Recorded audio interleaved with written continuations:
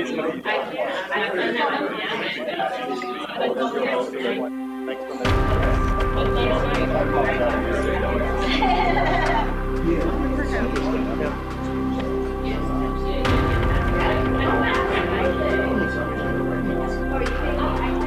here? Russo? David. Dave's here. I'm like, this is Dave. They're like, they're 9 I'm like, It's late. Try John from Syracuse. Yeah. Well, maybe we can just talk forever on this National Day of Prayer. I got good 45 minutes in me.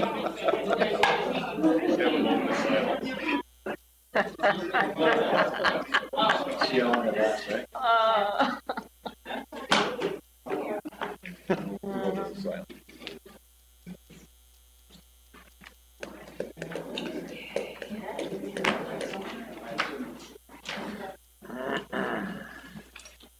John, it's 5:30 whenever you're ready. All right, call to order administrative efficiency. The only item on the agenda is the ceremonial resolution for National Day of Prayer. Pretty self-explanatory. Any questions? Have a motion? I'll move it. Second. Who's on? I can't remember who's on it. That's right. Ed. Mary. See, it was me. I'll second it. All those in favor? Aye. Anything else to come before administrative efficiency? I can't remember. Motion to adjourn. So moved. Second. What the heck? I second. All those in favor? Aye. Okay, this is a long agenda, so. Okay, I am going to call to order government operations, and this is Mr. Russo. Oh, are you, okay, very good. We first have a land, presentation from our land bank. Have David Hogenkamp here, Deputy Director of Process. Hi, all. Thank you for your Karen? Yeah, land bank chair, so. Rich Russo is on his way, so I'll start tonight. We have a very busy agenda. I want to give you a brief overview of what we accomplished over the past year and a little teaser for what's to come. So we really appreciate your time.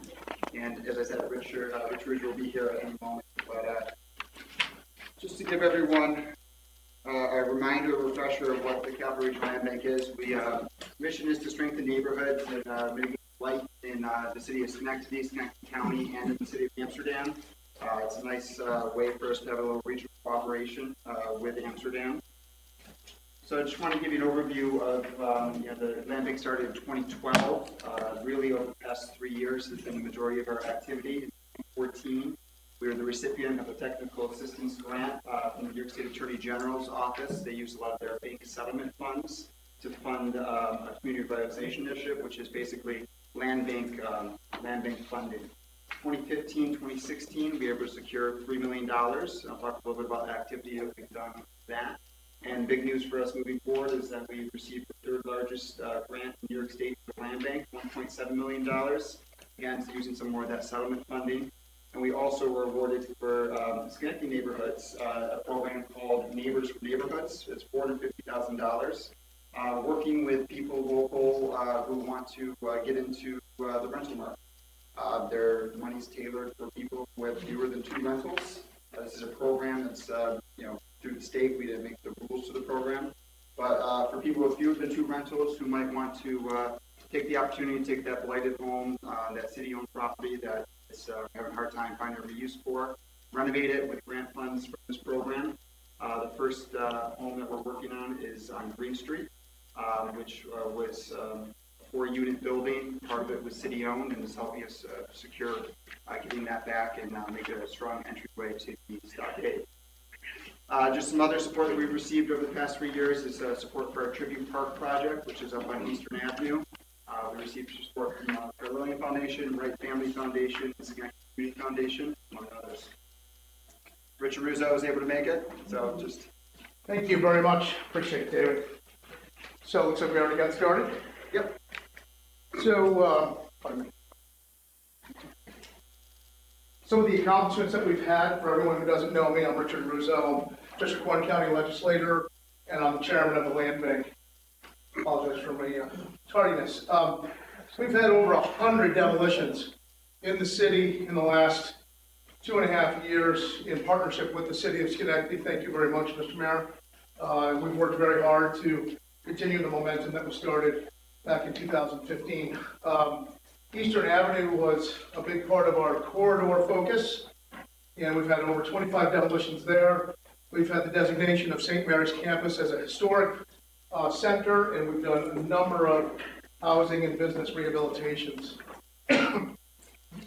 Phase 1 of Tribute Park, really big part of our strategy on the Eastern Parkway or Eastern Avenue corridor. First pocket park in over 20 years. That's a big deal for us. I'm especially proud of what the board has done and what the land bank has done in general with respect to putting another park in the city of Schenectady. Our splash pad, which is a big piece of what we're doing there, is expected in December. 487 Knott Street, that's the former DSS, Knott Street High School, one of the oldest buildings in the city. Historic preservation grants are part of what we're doing here, and that's 15 units that the land bank is going to help revitalize and restore in that building. And another 23 properties have been restored to taxable status and productive use in the city. So a lot of accomplishments in the 2014, 15, and 16 years. Some graphics of what we've been doing on Eastern Avenue. Habitat for Humanity, a huge partner in our community. We're very supportive of what they do. They've got their own mission, but the land bank sees a lot of congruity there. A couple of properties were done on Carey Street, again, with the help from the city. That partnership where the city is going into foreclosure status, we take ownership of the premise.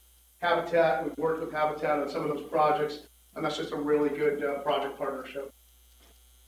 Historic preservation, again, we talk about St. Mary's. The rectory, that was, there was a number of inhabitants in there, none of which were human. They were winged and squirreled and all kinds of things. And we've had some partners go in there and clean it up. And the owner of St. Mary's is looking at that whole campus as a revitalized property. So it's very exciting. That's the old school that she's working hard. Land Bank, Metroplex, number of partners in there trying to figure out how to restore that to productive use. Tribute Park, again, can't tell you how much for me. Serving in public service is about giving back. What can we do for the community? And that's a stamp of effort that the Land Bank, City of Schenectady, and as individuals, we all can say that we worked hard to get a new pocket park in the City of Schenectady. That's up on Eastern Avenue. We're very excited about where we stand with that now and moving forward. And just a quick plug, because I was looking for more donations for phase 2. The small paver area right towards the entrance in the bottom right-hand corner. We have on our website a page if people would like to donate. We've written on pavers just to help us along with phase 2 and make sure to get that splash pad developed. That park wouldn't have happened without 3 other critical members in our community: the Wright Family Foundation, the Carillion, and the Schenectady Foundation. Some tremendous benefactors in our community that have helped in a number of projects, and that's an important one. Additional projects that we have going on: 2-family. This is the first property on the left-hand side as you go up Eastern Ave. It's 839 Eastern Avenue. It's one we've been working on for 2.5 years. We all know the issues of bank foreclosures in the city. Sometimes the city can get control of ones where they haven't paid taxes. We call them zombie properties in our industry. This is one we were watching for 2.5 years. We just went to bank auction last month, and we were able to get control of it. So we're going to work with some partners and try to get that renovated. The other 2 properties there coming up Eastern, they'll be renovated by one of our partners, Bonnie Novella, who's done quite a bit of work on Eastern Avenue. And the city was able to secure a $1 million Restore New York grant, which will help with a lot of different projects. These just 2. Let me just reinforce. So this property, major corner on Eastern Avenue, large parcel, and we continue to pursue it. Now we've got control, and now we can make something happen there. And with Bonnie Novella she is committed to restoring parts of Eastern Avenue, and that's a really important thing. Our corridor strategy is paying off with individuals saying, I'm committed to help our neighborhoods, to help restore our neighborhoods, to help move this investment along. So Mount Pleasant is our new corridor, our new focus in 2017 and 18. Not that we're forgetting about our other corridors, but in our grants, and you talked about grants already, our latest community redevelopment initiative from the Attorney General, we're going to focus dollars into Mount Pleasant. And there's a number of areas that need help. And we are going to focus, and myself and the Executive Director, David Hogenkamp, met with the Mount Pleasant Neighborhood Association, one of the neighborhood groups last week. Great response on what are we going to focus on, what do they want us to focus on, and where can we help by taking down some of these properties that are clearly, demand for services is high, the structures themselves are dangerous, and they need to come down. Nice to see you. Yeah, we were at the neighborhood association meeting last week, and a few of the council members were there as well. Thank you for your support. Really appreciate it. Go ahead, David. Let's talk about some of the renovations that we've been talking So this about. is 906 Pennsylvania. I got working with the banks. We're looking to get this as a bank foreclosed property. They're going to make it available to the land bank for the renovation grant.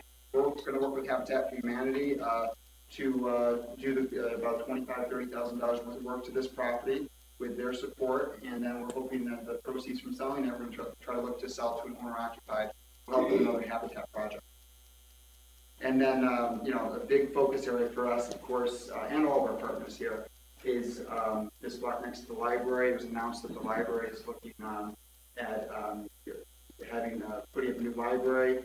The city IDA purchased the former Chia Bob's, and Metroplex is working with the owner of Chubby's to secure that property as well.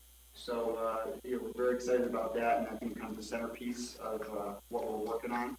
But that's not alone of what we're doing on Crane Street. Obviously, the city has been a tremendous partner. The investment in Orchard Park that's planned, it's about $500,000 investment.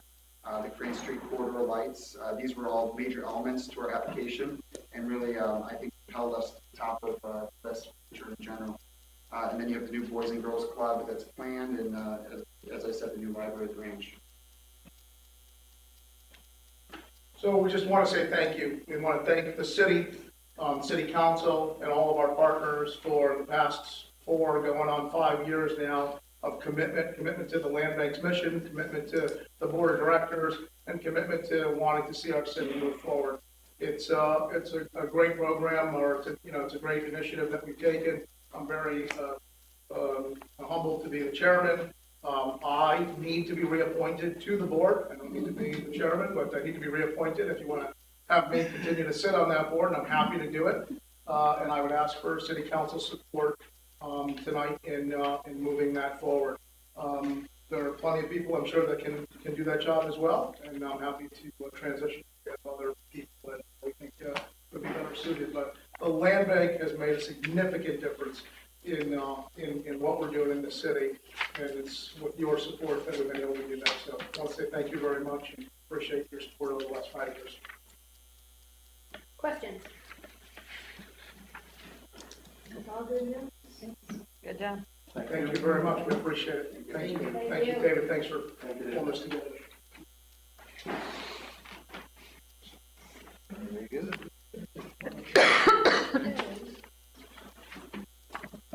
Are we gonna need this screen again? Like somebody know? Yes. Okay. It is go back. Really, you're fighting to clear that. Okay, next is the Affirmative Action Advisory Board with their 2016 report. Good evening, everyone, Mayor McCarthy and President Arazzo and the rest of the City Council members. So I am Janine. I'm on the Affirmative Action Advisory Board, and this is Ali Pepper. She's also on the Affirmative Action Advisory Board. So it's their community stakeholder. The Affirmative Action Advisory Board is pleased to release its 2016 annual report. Although we was unable to achieve what we hope to achieve. We are very proud of the work we have accomplished thus far towards improving equity for everyone who lives and does business in the city of Schenectady. This year, the board would like to extend a heartfelt appreciation to those who attended our meetings and shared their experiences and expertise. Specifically, the board would like to recognize the Schenectady Municipal Housing Authority as well as Rivers Casino for demonstrating that they do not simply believe in diversity and inclusion, they are committed to executing strategies that promote equal opportunity for all. So they've attended some of our board meetings to try to diversify their employees as well. So, moreover, the board would like to express its deepest gratitude to Councilwoman Ms. Porterfield for her presence at our board meetings and assisting us. We also would like to thank Mr. Palazzo and Ed Kosher for supporting us in getting the affirmative action manager for the city. We also would like to thank Mayor McCarthy and the City Council for approving a full-time affirmative action officer in the 2017 budget. So we are very pleased to know that. In closing, the Affirmative Action Advisory Board remains committed to its purpose of helping the city become one that thrives on the skills and talents of its rich diverse constituents. However, after the second year in operation, we understand better that a volunteer group of 9 members is insufficient to make the types of changes our community needs and deserves. Consequently, we are calling out to all stakeholders, public officials, business leaders, and most important, our residents to join us in this important work. We need to hear from everyone to ensure our recommendations to the mayor and city council are comprehensive and relevant. Help us make Schenectady a community that maximizes the human potential in every member of our great city. Within our report, you would see we have an overview of when the board was first founded. It also talks about things we do as members of this board. There's different subcommittees that we work on. We have the discrimination and complaint subcommittee. We have the NWBE subcommittee, and we have recruitment and hiring. So what we do is we look over documents pertaining to each of those subcommittees. We make recommendations based on what we think would be better to help the city be more diverse. Our general findings and recommendations. Unfortunately, the AAB is unable to report any significant progress because it did not receive approval on its recommended goals until August. Since then, the board has been waiting for staff support to commence work. That said, with the City Council approving a full-time affirmative action officer as part of the 2017 budget, the board will have the necessary personnel support to focus on the following 3 major areas of city operations: reviewing the city's employment process, recruitment, testing, interviews, and hiring, and developing recommendations on how to increase the number of qualified ethnic minority candidates. 2, reviewing the city's procurement process, outreach, bidding, selection, and contracting, and developing recommendations on how to increase the number of contracted local MWBs and SDVOB businesses. And the 3rd is reviewing the city's discrimination and harassment policies and procedures and developing recommendations on how to make them more accessible and offer clearer instructions. So, as the board, we are very pleased to have our very own affirmative action officer, Ron Gardner. We are pleased with the pick, and we look forward to working with Mr. Gardner in our future meetings. Thank you. Questions? Everybody's very thorough. Very good. Thank you very much. We appreciate all your hard work. Okay, we're moving on to code sharing presentation by, I guess, Mr. Fromm. Does someone else want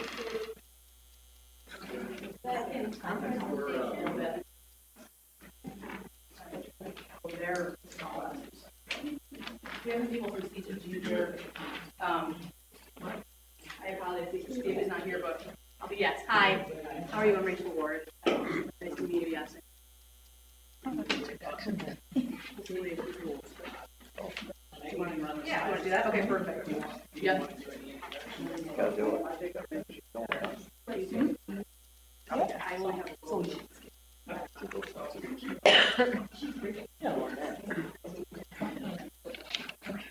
Okay, so if you want to introduce yourself. I'm Derek Worthmullen, Director of Technology Innovation Services at the Center for Technology and Government, University of Albany. We've been working with the city of Schenectady and 3 other regional cities on this project for the past few years. We've been here at the beginning of the kickoff of the project probably about 2 years ago.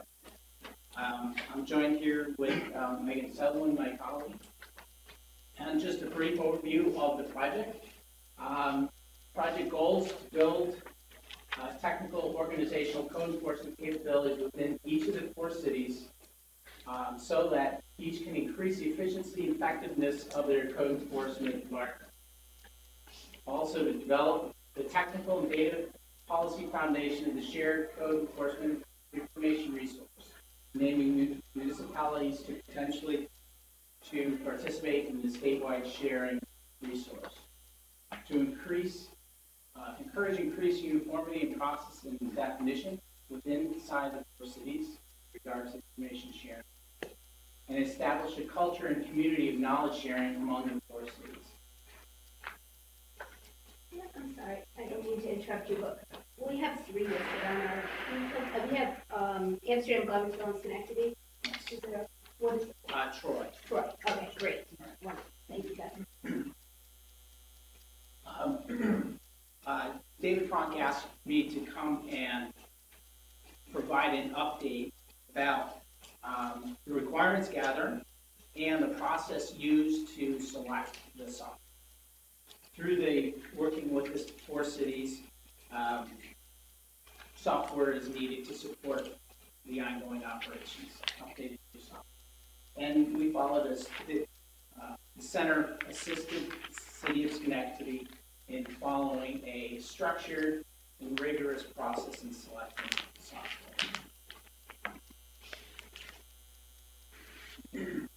Requirements gathering is a process.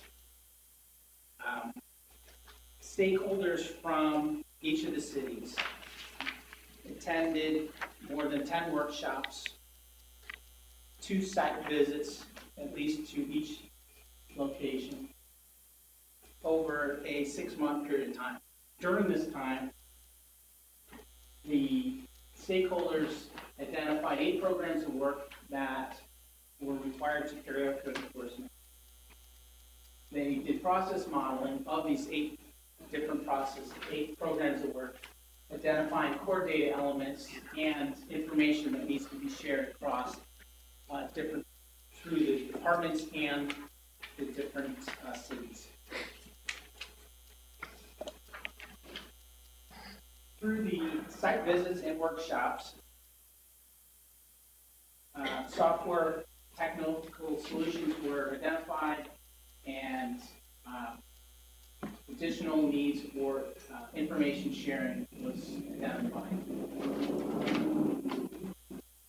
The 8 programs of work fit nicely into 3 categories: avoiding, mitigating, and resolving.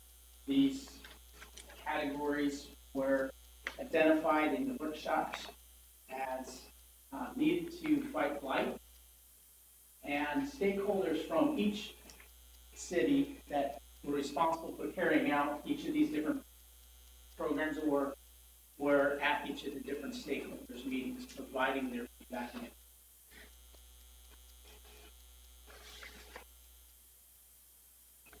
The data gathered from the workshops and the site visits were put together and listed and organized in the requirements document.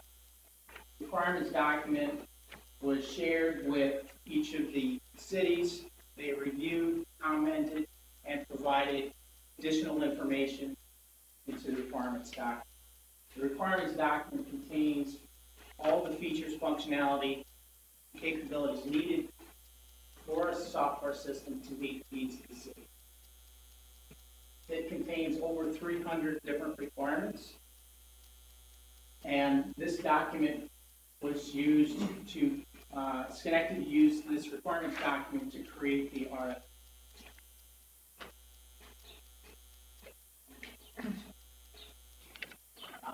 So that is the end of the requirements gathering phase. The review process is a multi-phase process.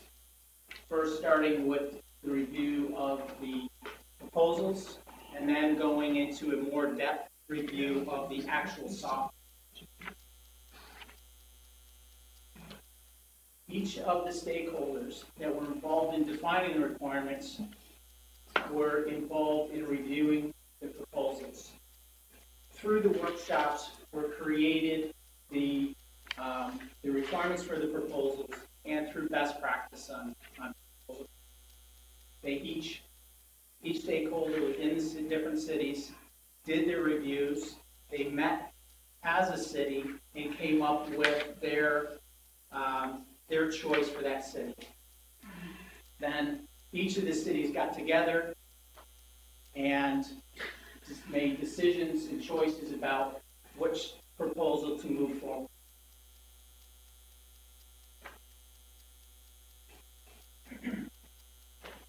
Then the next phase was what we called scripted demonstrations. Traditionally with software review, there's canned reviews, there's prescribed review process. In this project, the teams took all their requirements and turned those into what we call scripted demos. So each of those 8 programs of work, vendor needed to take those and demonstrate to all the stakeholders on how that software met those requirements. All the stakeholders that were responsible for those different programs of work attended these demos and had their review worksheets with them to collect the results as the demonstrations went on. The demonstrations lasted 3.5 to 4 days, full days, so it was quite rigorous. After the face-to-face scripted demos, there was an opportunity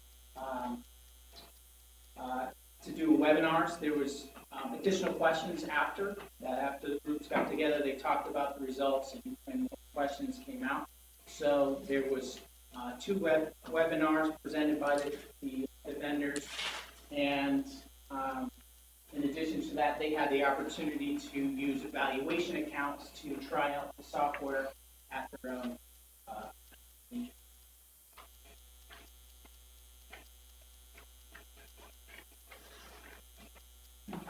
Okay, so after the final evaluations, after these scripted demos, the evaluation accounts and the webinars, all the stakeholders got together to discuss and review their results and coming up with a selection where to move forward. And that's where they end. And Yeah, so these were, following the scripted demonstrations, like Derek was saying, the cities came together and CTG, we facilitated workshops helping them understand what their scores were, talking through different decision-making exercises to help the cities come to a. So that's the through the additional questions, the cities were able to identify first-time costs, upfront costs, and break it down into yearly ongoing costs, identifying in detail what specific pieces was necessary for their environment, integration, data migration, new equipment.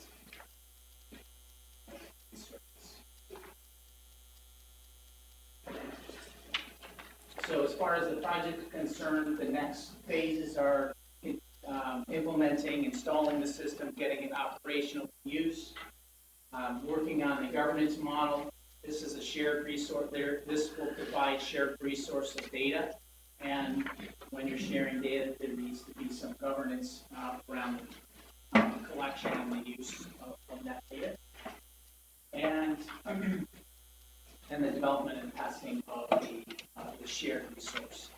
Cities being able to share some portion of their related data with others.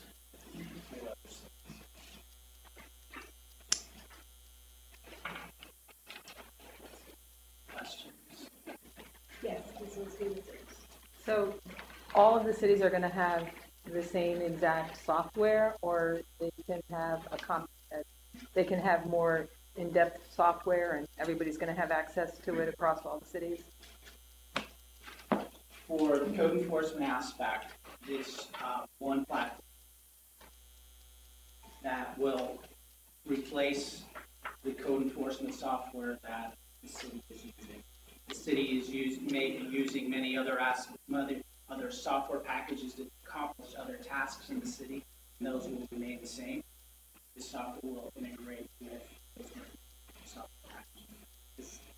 No, I just wanted to know, we're not stopping everything. This is going to work with what we already currently have, correct?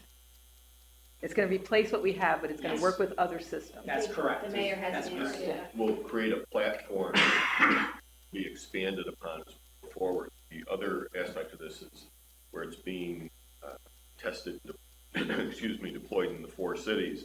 We would look really for this standardization to be made available statewide.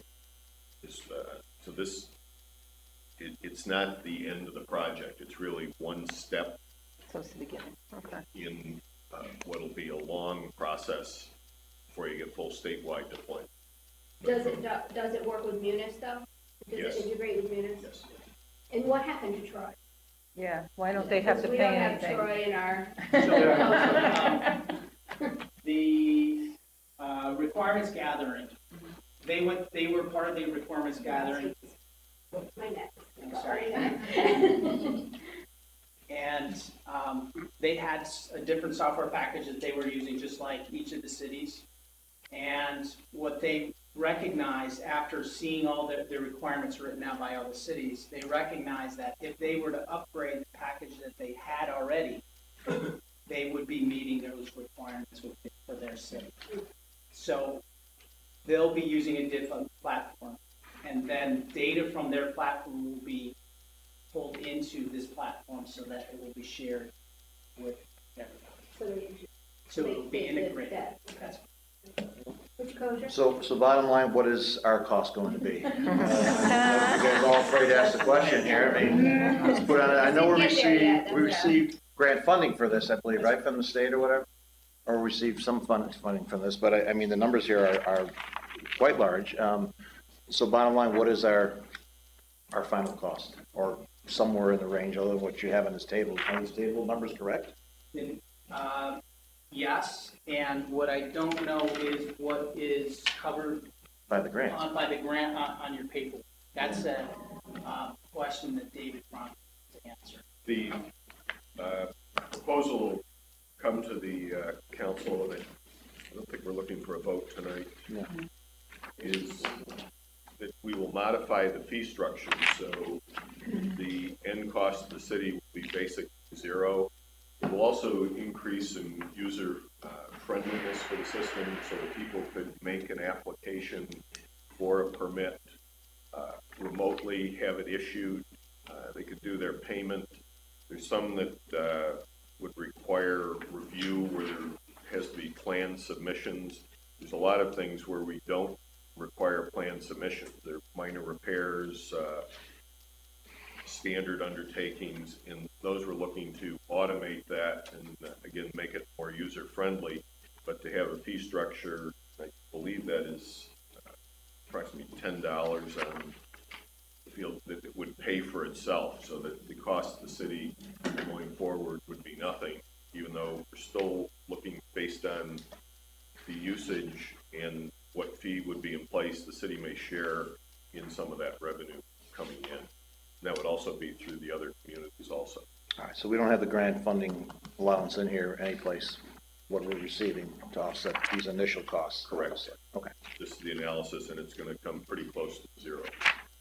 Ms. Porterfield? That's a number I thought you like. Same question. My question was about this, about, So we can expect going forward that we'll get a proposal that shows what's covered by the grant and what the actual cost of the city is. Correct. And what that proposed fee structure would be for the actual implementation. Other questions? Do you have any other questions? No, I'm just showing one piece that I had a question. Okay, well, thank you so much for coming and giving us an overview. Appreciate it. I think some of the discussion with the other communities is whether they would pay for the money up front and then take the additional revenue, which would come out better. They're just looking at what the possible scenarios are, where they're not as advanced as we were in Schenectady. Everybody's moving at a little bit different pace.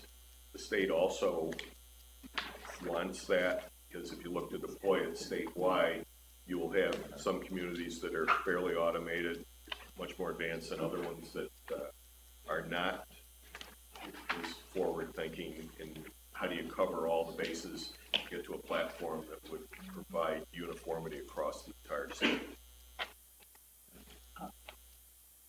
The software company that was selected is here to do an overview of that software. Is that, if you want. They may have the fee structure.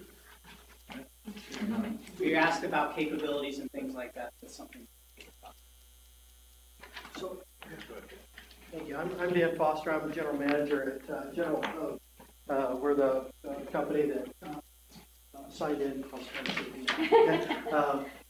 for the contract that we're working on.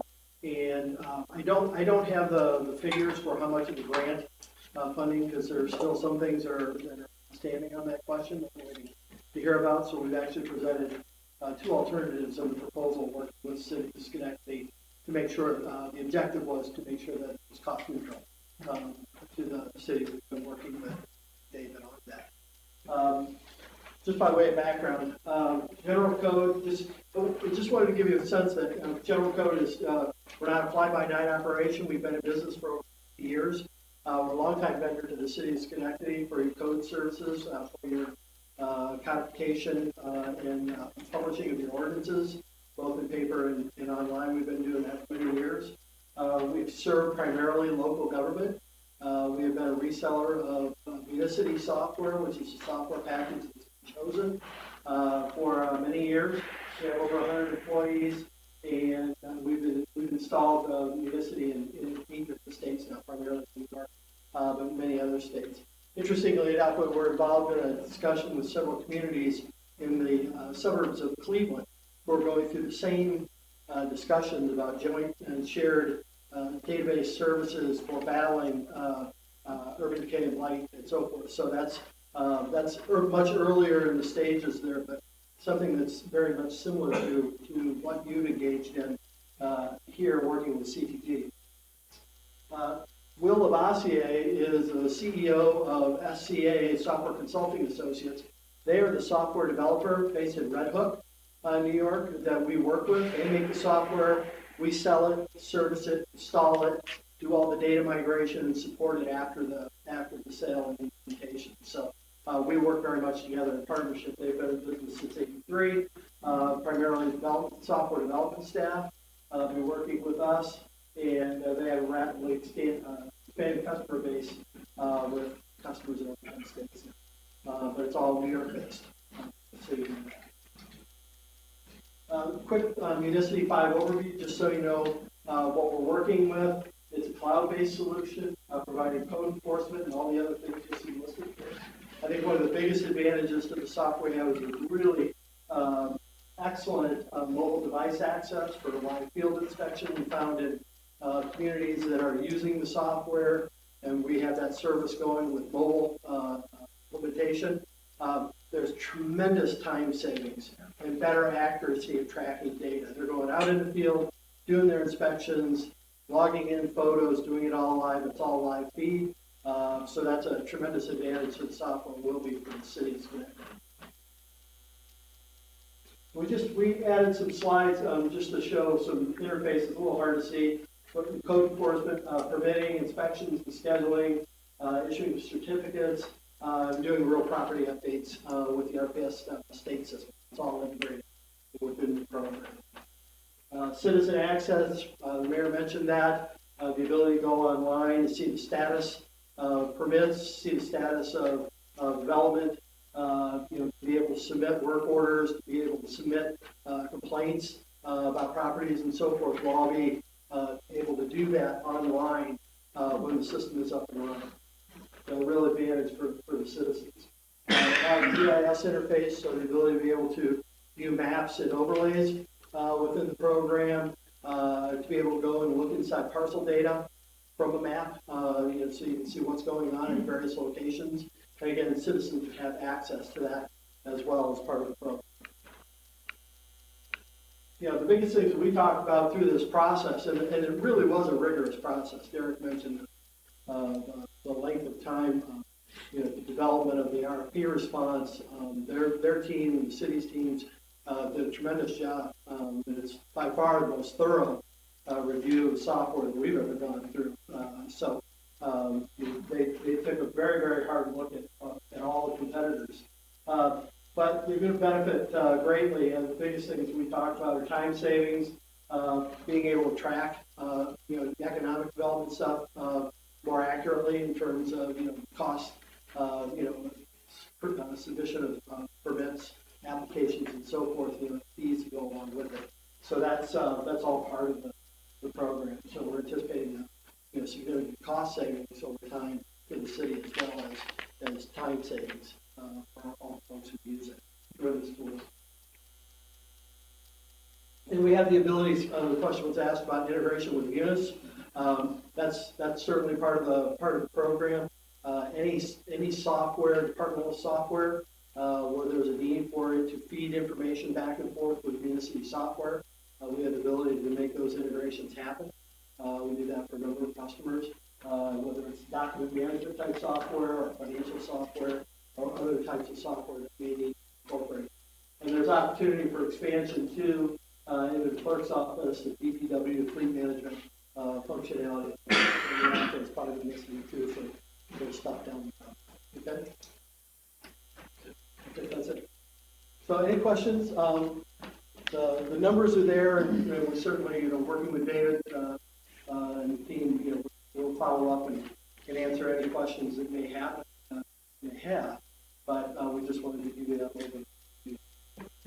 Okay. Questions about software? Just one quick one.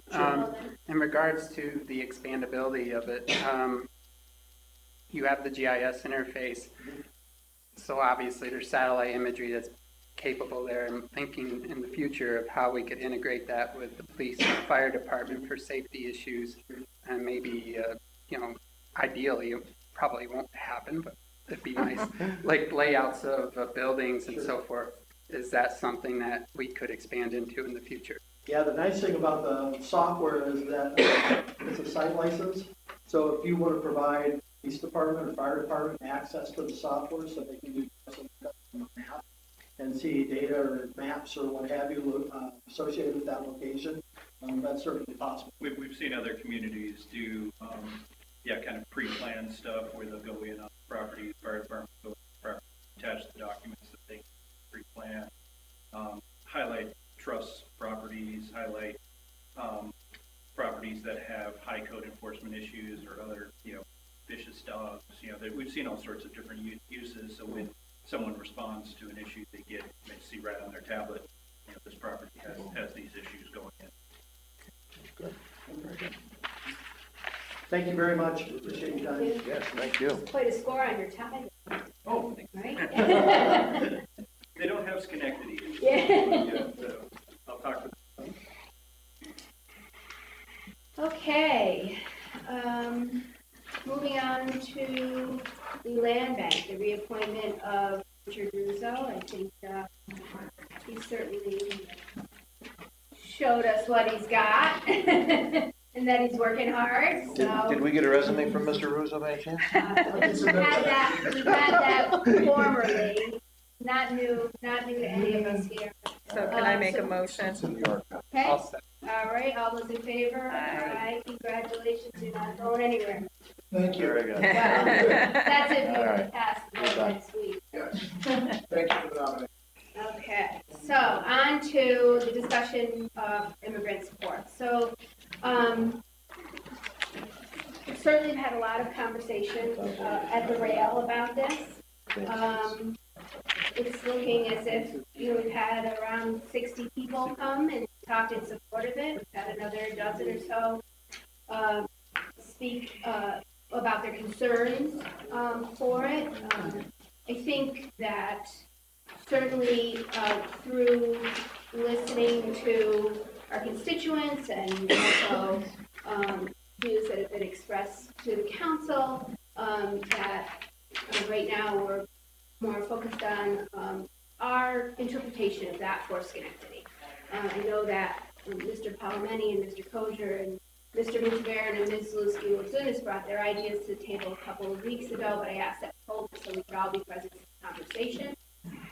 Since then, I've taken part of their resolution along with the leading concerns shown at the rail, and also looked at Saratoga Springs and Hudson and surrounding other sanctuary cities, and brought something forward just simply for discussion, and as a starting point. Ms. Porterfield also submitted a very inclusive and well-written resolution for discussion.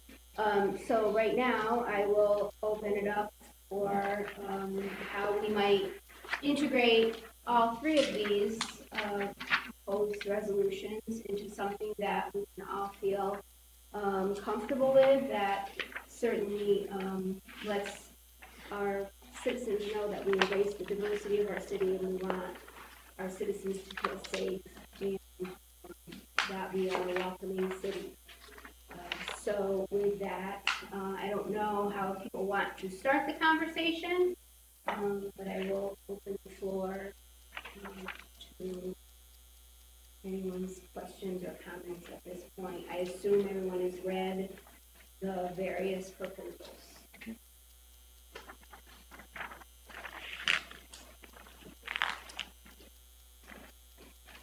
Yes. So I read all three, and I also submitted the one that's actually on page 20, which has draft through it, which would recognize Schenectady as a fair and welcoming city. And in that, I took into consideration the one that was submitted a couple of weeks ago at the committee meeting. I wasn't here, but I did get a copy of it and included some of that language, and also included language which we've consistently said, the mayor's consistently said, and that the police department, is already long held to the practice that it does not inquire about a person's immigration status upon initial contact. And one of the, I think, most important things is that I did include that if there were to be a public registry for people based on their religion or national origin, that we would not abide by that. Essentially, the rest of it's there, and it just talks about, how Schenectady respects everyone based on, regardless of ethnicity, language, and all of those things. So, this is what I'm submitting for consideration. And if there's any questions about the language that I proposed, I'm to that. So I guess, and to be honest with you, I really don't know how to detail it one bite at a time, right? So I guess I'll ask if there's anything in any of the proposed resolutions that anyone doesn't feel like they can support or doesn't feel is worded in a manner that they're comfortable with, or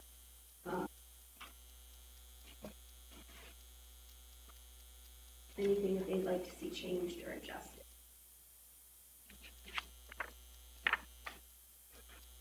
I'll just make one comment. The resolution that Mr. Pullman and four of us have been working on was actually a resolution that was adopted by the U.S. Conference of Mayors.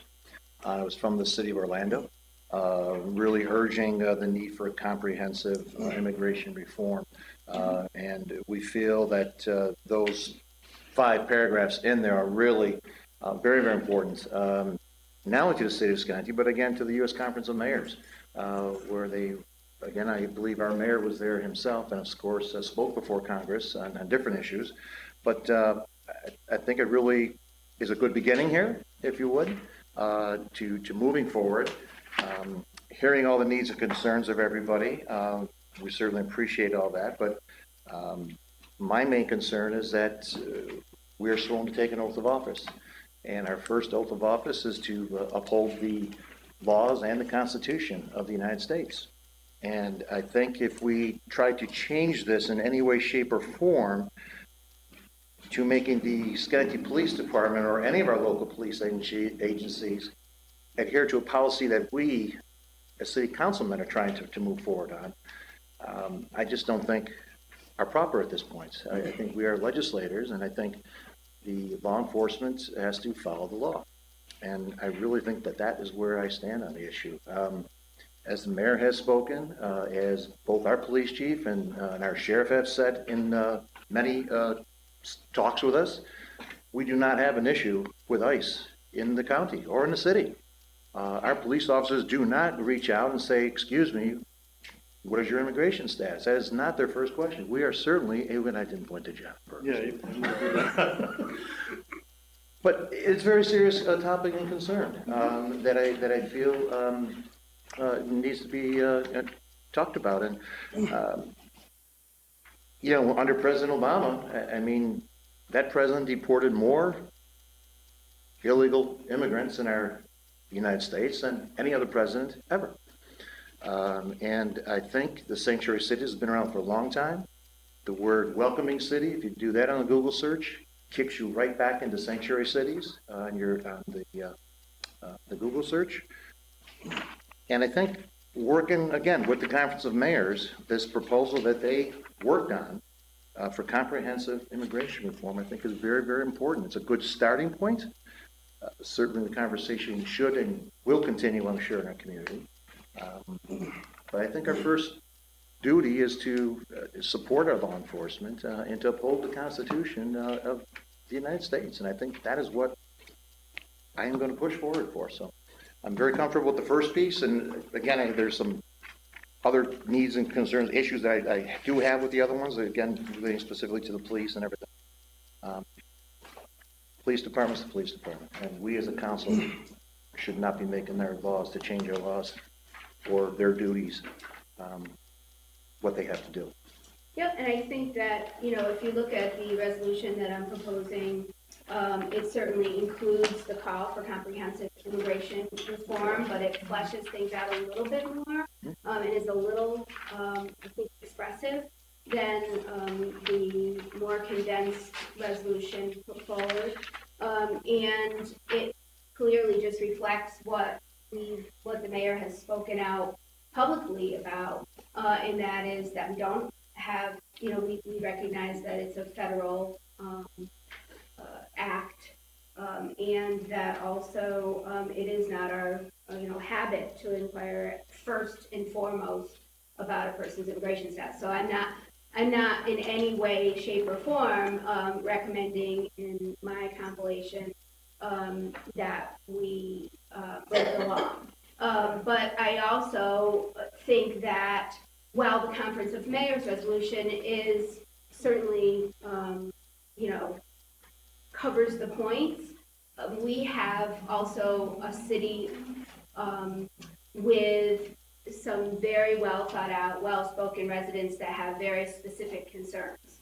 So while that is a national resolution, I tried to personalize it a little bit more to the direct concerns of some of the people coming to the rail, while still respecting the majority of the council and their comfort level on this subject. I think, you know, much of what Ms. Porterfield suggested did the same. So I would like to, instead of taking a cookie cutter resolution, produced by people that aren't from this community, take some of the points made by our own residents that are concerned and weave those into, a variation of the resolution put forth a couple of weeks ago.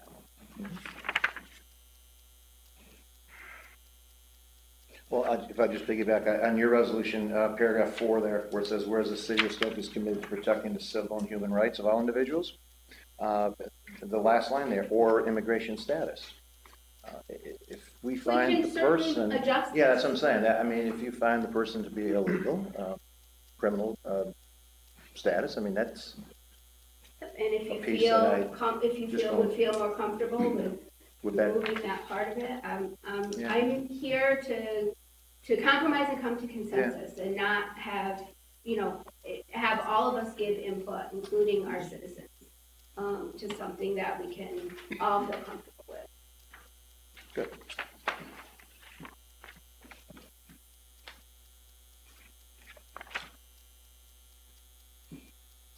Any other input? Anything from Ms. Porterfield, which I personally think was really well written, better than mine, far more inclusive than mine. There's really some wonderful points. Ms. Porterfield talks about community policing, and the fact that it depends on trust in every community member. And I think, that's one of my very deep concerns. I don't want any member of our community to live in a situation where they're afraid to call law enforcement. I feel like, and the other aspect is where they're afraid to get involved as a witness, to the benefit of our police department. And so, although I mean, if the council majority doesn't feel comfortable saying, that it's not going to come into play at all, that's one thing, but I would like to reach out to our citizens and encourage them to know that they are a citizen of this community and that if they're injured or in trouble, that they can call our law enforcement without having fear, because no one should have, live in that circumstance. Great. So my question was, you picked out like one thing from one of the resolutions is, I don't hear from any other council members. In looking at it, it seems to me that we could come up with a compilation of the 3 that were submitted and make sure that we were identifying things. You seem to have a concern where it says that the police department has long held its practice that it does not inquire about a person's immigration status. That's just a statement. So that's not saying that's just a statement which has been made consistently. So it's not saying to the police, don't do anything. It's just what the police chief, what the mayor has said, what's been said consistently. That's a statement. It's not trying to tie the hand of the police. Beg your pardon? Yeah, I agree with that. Right. I agree with you. So it's not trying to tie the hands of the police at all. And additionally, the other one about community policing, which, we've worked with law enforcement for a long time, and law enforcement really depends on our citizens to make sure that not to make sure, but to assist in, identifying when crimes are committed, et cetera. So those are the reasons that I've included that. And the other piece that I did include also was that about our community stakeholders and making sure that we're engaged with our community stakeholders, because it's been clear that community stakeholders have come to the rail, both for and against. So I think that we need to be able to represent both sides of it. I know that some people have concerns about the term sanctuary city. You say that if you Google it, it brings it right back to you, but for some people have concerns with that, so we can call it something else if that's a major concern. But I think that there's value in all of those that are proposed, and that we could, try to work together to come up with a document, a resolution that everyone is comfortable with, and also outlines our commitment as a city.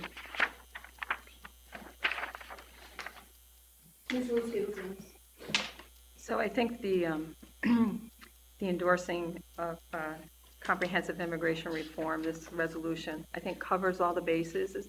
without putting the police department in any kind of precarious situation. And it certainly does, it says right here, fostering a welcoming and secure city for all its residents, regardless of who they are or where they're from. So I think, I mean, I'd like to follow the lead of the Conference of Mayors. I think they've put a lot of work into this, and I believe our mayor, you know, is supportive of it, as Mr. Kosher has said, and I would like to see us move this resolution forward. It's the way it states right now. I think we've covered everything that we need to cover without going into, unfortunately, into anything that will, you know, put us in a situation where we would be breaking the law. I agree with Ms. Zalinski-Wozunis. This is a fairly comprehensive proposal that the U.S. Conference of Mayors has put forward, and I think it reflects our city's diversity and the importance of the diversity to our city without getting us into a legal situation that we should not be in. Okay, so I guess at this point, to not waste any time, the 4 people that put this resolution forward, are you open to supplementing it with some of the more personalized points from our citizens, to put something forward that is a little more inclusive, or do you just simply want to put this forward, vote on it, and pass it? I think this is very inclusive. I agree with that. I think this is very inclusive. You know, the city has a strong immigrant and rich culture, and it's stated in here, and I think this is extremely inclusive. Ms. Porterfield. So this is the question. So is there nothing in the other resolutions that at all you find that makes a statement towards what we're trying to get to? I see this, it's 5 paragraphs, and I think there's language that is in the others that does not exist in it. Me personally, I'm very comfortable with the comprehensive immigration reform without any additions. I think it pretty well covers what we need to do. Mr. Mutabaran? No, I just want to echo with Ms. Karen and Ms. Palomini. I mean, the comprehensive immigration reform resolution, we need to call on Congress to you know, enact laws to look at reforming immigration. And Congress needs to, you know, move forward and get the act together and move with with laws that cover immigration. And we can do resolution on top of resolution, but it's not gonna go nowhere until Congress needs to act. And I think this resolution covers everything. And look, it's coming from the Conference of Mayors that they looked at it. They tackle every aspect of immigration and calling on Congress. I think that's what we need to do. I have to say, I don't think it tackles everything, and what I really would like to be able to see is something that's more, speaks to us personally, our citizens here in the city of Schenectady. I think there is some language in the others that we can pull out that addresses that, because these are the people that we represent, and people who have come to speak to us. So some more personalized language really, I think, would enhance this particular resolution. You know, yes, immigration reform needs to be done. There's no question about it. But just simply stating the council is committed to meet stakeholders, that the part about the police, I'll go back to that, just stating the fact that what was already said, that the police won't do that. I'm not sure I understand the resistance to that, or it's not putting the police in any type of position, simply stating a fact that's already been stated many times. And I just want to point out also that I was well aware and tuned into the fact that you felt the immigration reform was an important part of this, and that's why I included it. And I am not saying we should just, you know, adopt what I put together here, but I did try to take all voices and bring them together, and just try to flesh out a little bit with some additional points. So, Mr. Riggi, did you have anything to add? Just that, if we want to talk about stakeholders, the stakeholders that have contacted me are dead against any kind of sanctuary city. You know, that's what I have to tell you. That's the people that are calling me, and a lot.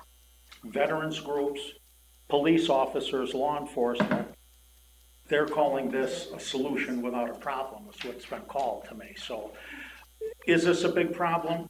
I'm really not sure. We have a lot of big problems, certainly in Schenectady, but I think I have to agree that this need for comprehensive immigration reform covers all the bases. It's a good outline for everything. And again, I agree with Mr. Kosher. You know, I put my hand on the Bible, as all of us did, and we swore to uphold the Constitution and the laws of the United States of America. Now, that's important when you do that. It isn't anything else. It's an important thing. That's what we do, and I take that very seriously. And I don't think we should be telling our police department to go against anything that the federal government is going to request. That's the federal government. That's the main government. We're a little piece of sand in the hourglass is what we are. Now, are we going to make a statement to say Schenectady is a place that police aren't going to do their job when asked? I don't think we should put the police in this position. I never thought we should put the police in this position. They have enough trouble right now to worry about things like that. So they have to do the job that they've been sworn to do also, and they're sworn to do a job. So you're putting people, I think, in compromising positions all the way across the board, and I'm fine with the resolution that the four council people put together. Okay, and just for clarification, nowhere in the proposal is asking the police to participate. I'm sorry? No, where in this proposed resolution is that stated.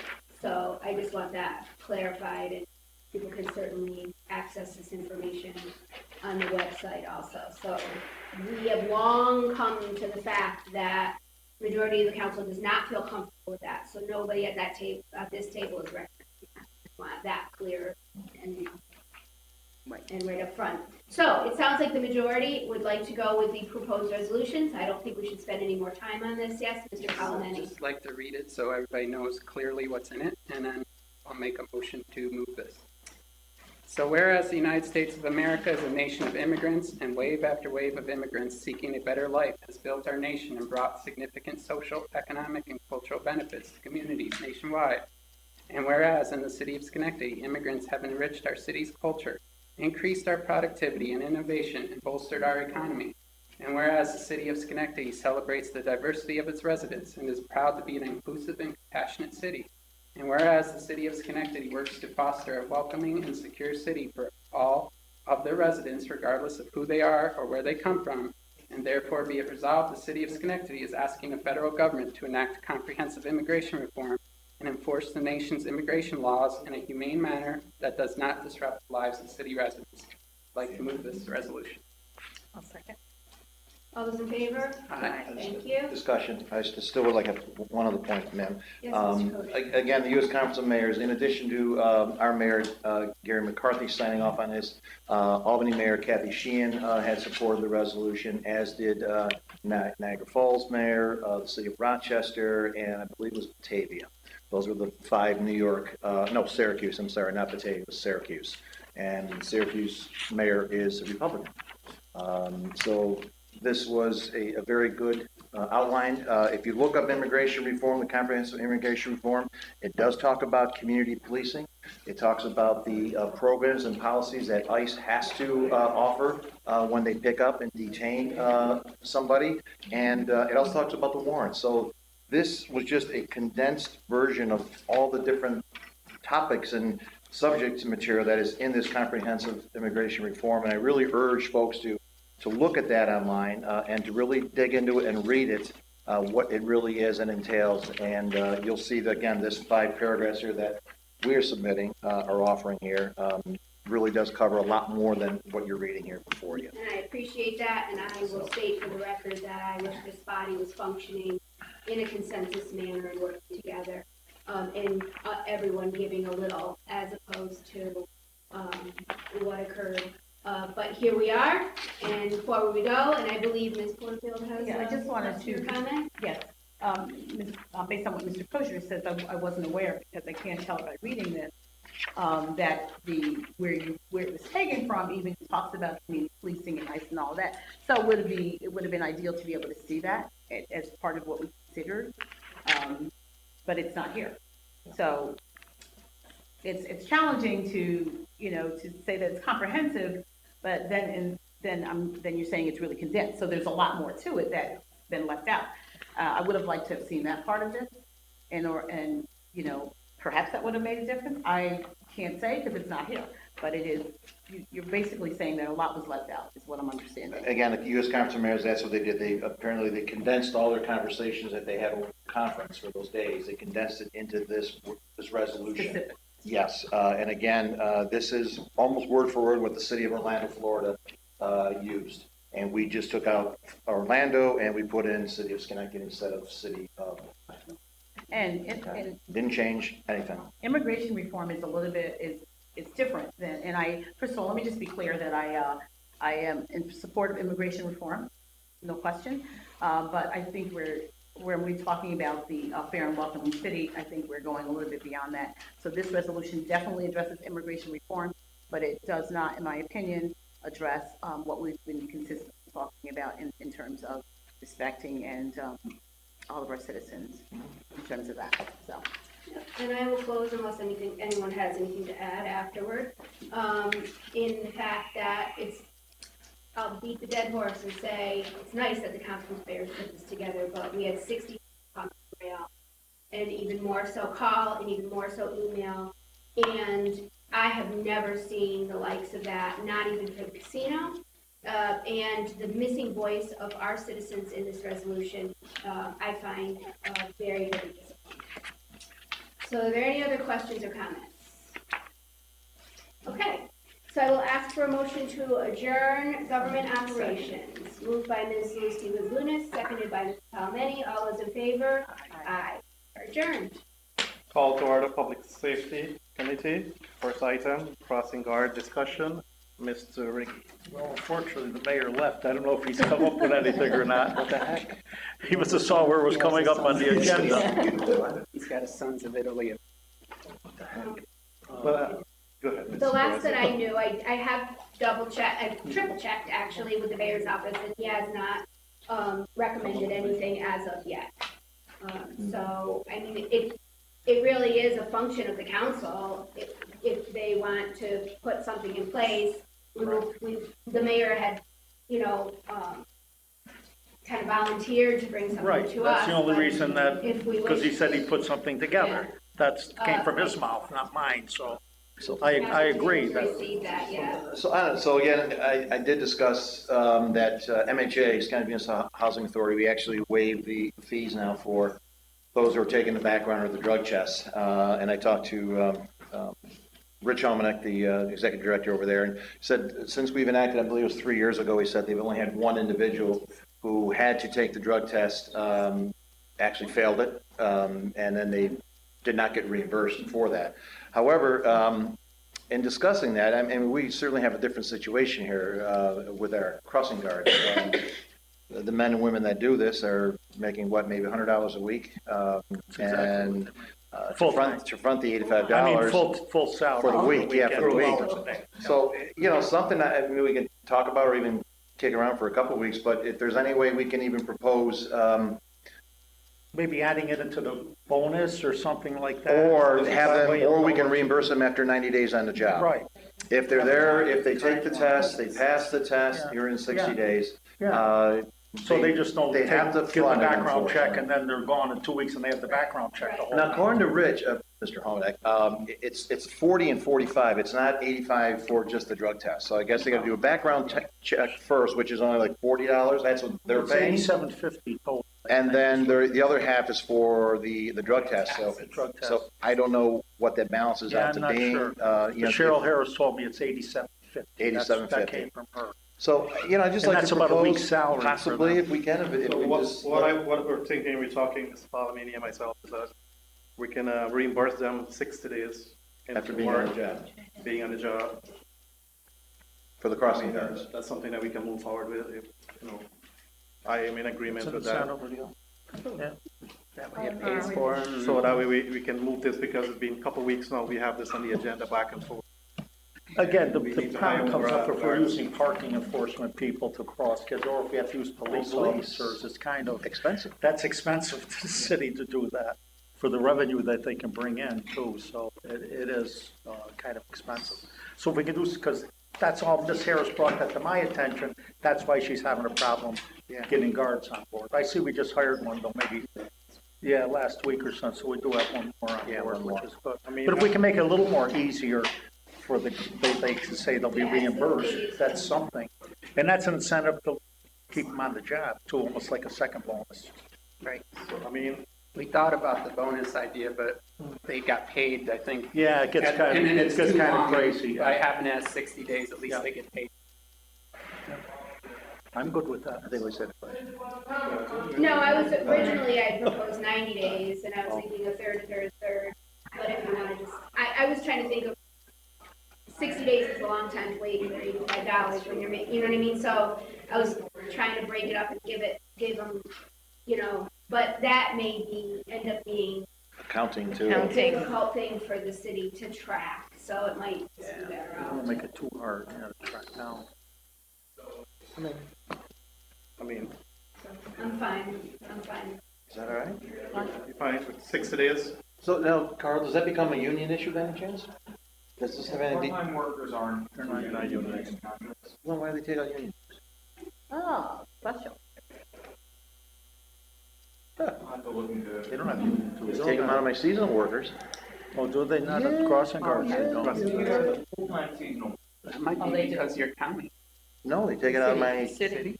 city kids, yeah. But they're full-time. Workers, they do pay into union dues because in theory they cover by part of the contract, but they're not technically part of the union. Okay, as long as we don't, it's not a union issue, I'm fine. I think it's a good idea, and I could give them some incentive. So See how it works. So 60 days reimbursement for the drug test, so that we need to just, resolution. At least they know if they front it, they'll get the money back. Background check. And that's a good incentive to keep them on the job. It's 2 months, too. Right? Yeah. That's good. I'll move it. I think I'm on this committee, I'll second it. All in favor? Aye. Aye, thank you. Thank you. Have that. Here. Next item. So, is there a budget line to pay that out, or are they gonna be doing a budget reallocation to put monies and then? No, they're paying it up front. Oh, it's right, too. We gotta So they might reimburse, need so to in be- 60 days, we gotta have. Reallocate something. Might need to be 2 pieces of legislation, one for the financial end and then one for the.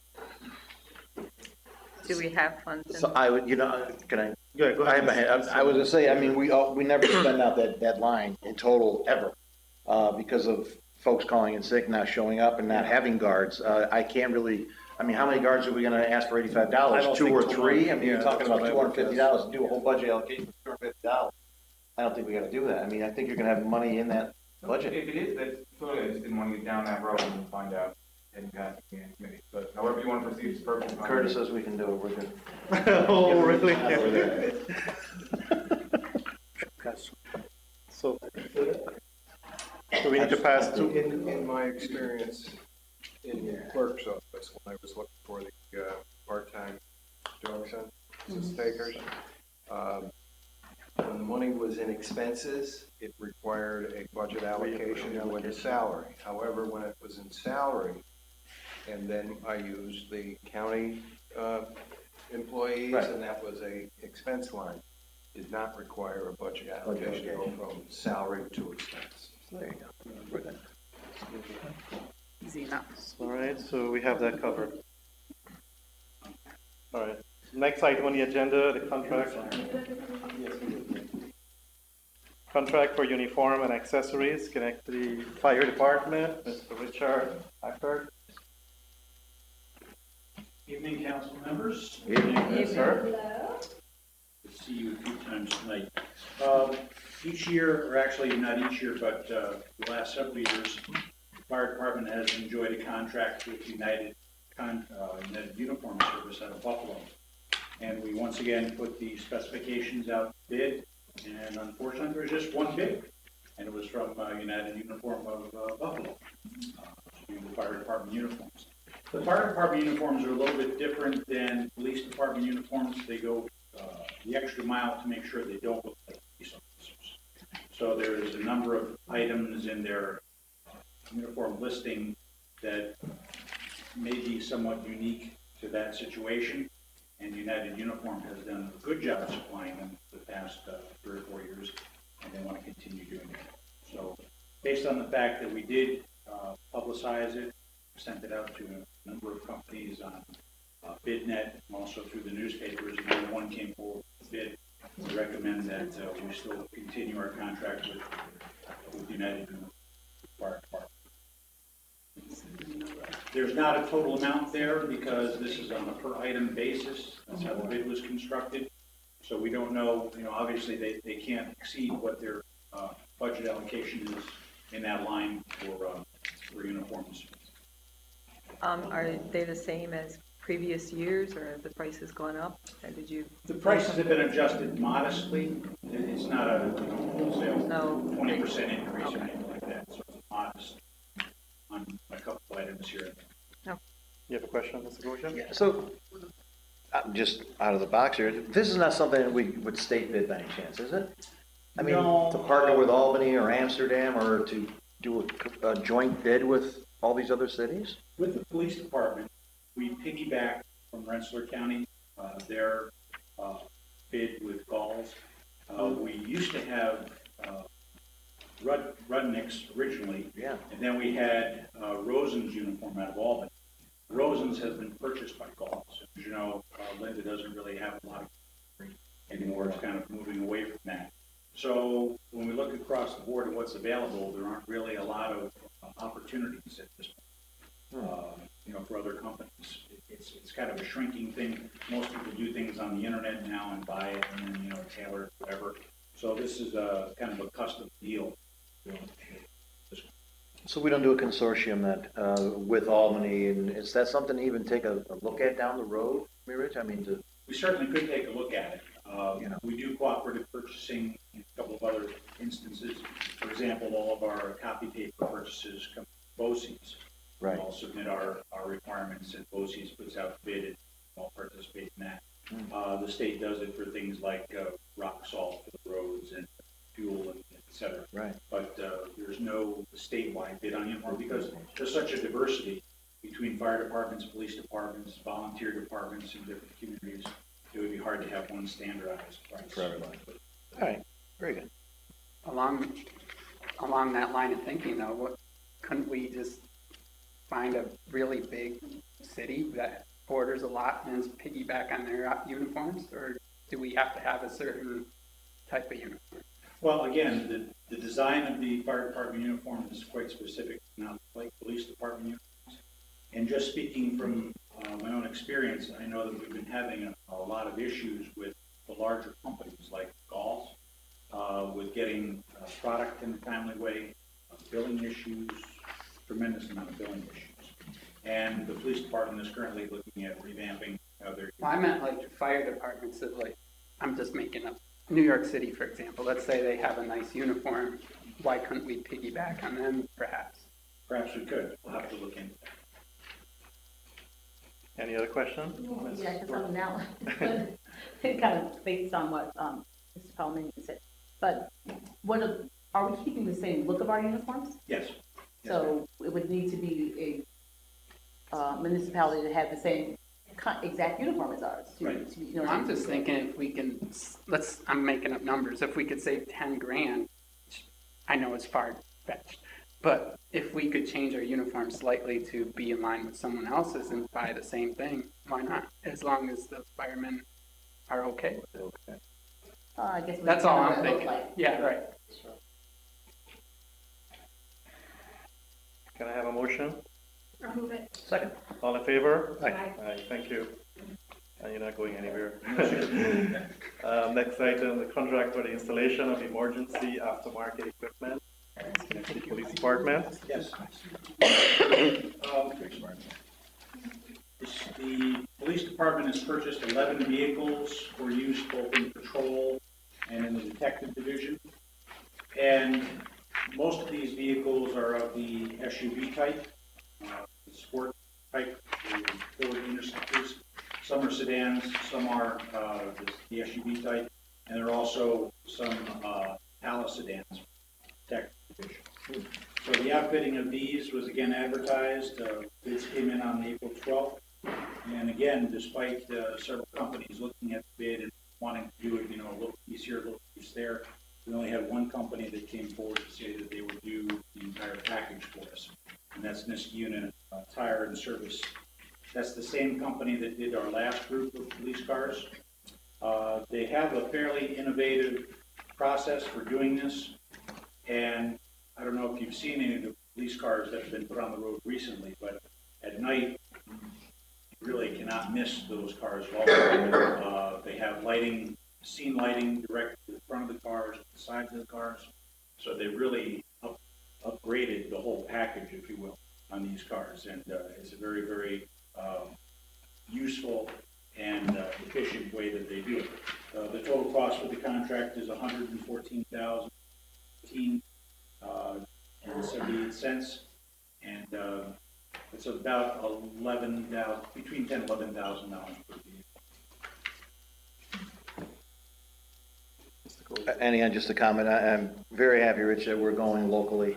It's always good to see a local business involved, not necessarily in the city of Schenectady, but certainly in our county. And I really like to see our local small businesses being involved in the bidding process. And I know they've done good work in the past, and I drive by there because my daughter lives down the road there, and I see our cars there all the time, and good stuff though. So I believe they are going to open in the city too. Oh, is that right? They Yeah, have, it's an office. no kidding. Yeah. Very nice. So very good. So just an observation, we had 28 companies download the specification, but only one response. Right. We did have some companies that manufacture the equipment. They wanted to sell us the equipment. But again, because it's the entire package, we don't have our own facility personnel that can install it. And the system that Niskuna Tire has put together really integrates everything together so that we wouldn't want to be buying a siren over here, trying to integrate it with a control panel over here. They do it all together. So it really is a much better situation. If I remember correctly, the last time or the time before that when we went out to bid, we did have several companies bid, and Niskuna Tire was the lowest bidder, correct? Correct. Yep. So that's good thing. Any question, comment? May I have a motion, please? I'll move it. Second. All in favor? Aye. Thank you. See you in a little bit. Next item is discussion, repeal of the legalized fireworks. Ms. Karen. So, thank you. Ms. Perazzo told me that we did this before. I didn't know.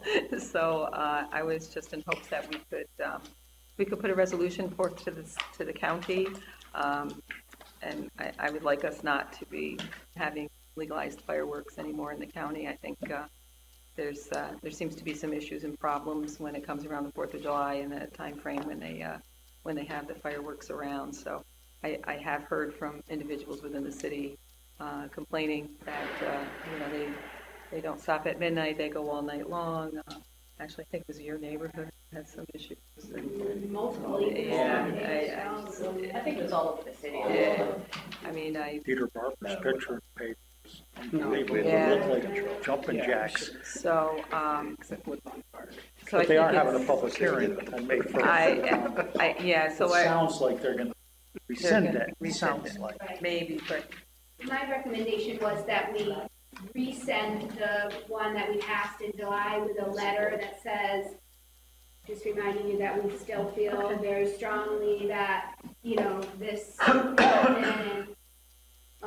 it would just reaffirm once again.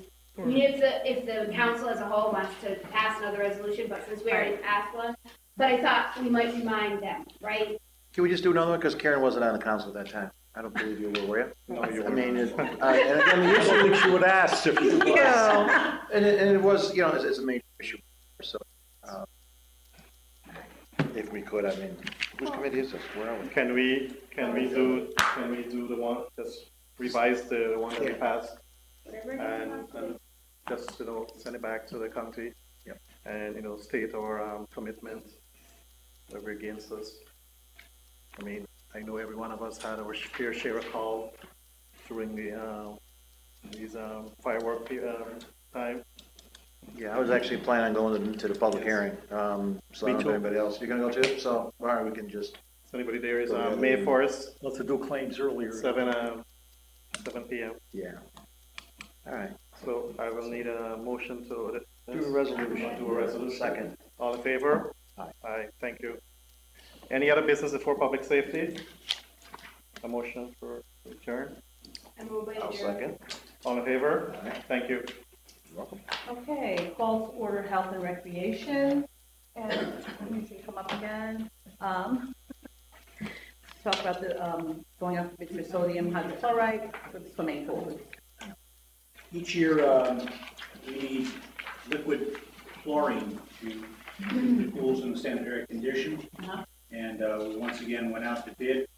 And if I may, I think some of the reason we're not seeing a lot of bids on some of these, people foil or call up and request bids from prior years. And I think they take a look and decide whether or not they can beat the price from prior years. Right. And if they can't, they decide not to go through the process. So here we have two companies that bid on our 24,000 gallons of liquid chlorine. And the winning bid was submitted by Surpass Chemical of Albany. This is the same company that provided it last year. And it was about a $16,000 difference between their bid and the other bid was submitted. So it's pretty clear this would be the most advantageous in the city. I'd like to recommend it at $20,904. Is this an increase over last year's price? Just a slight increase. Just a slight increase. About,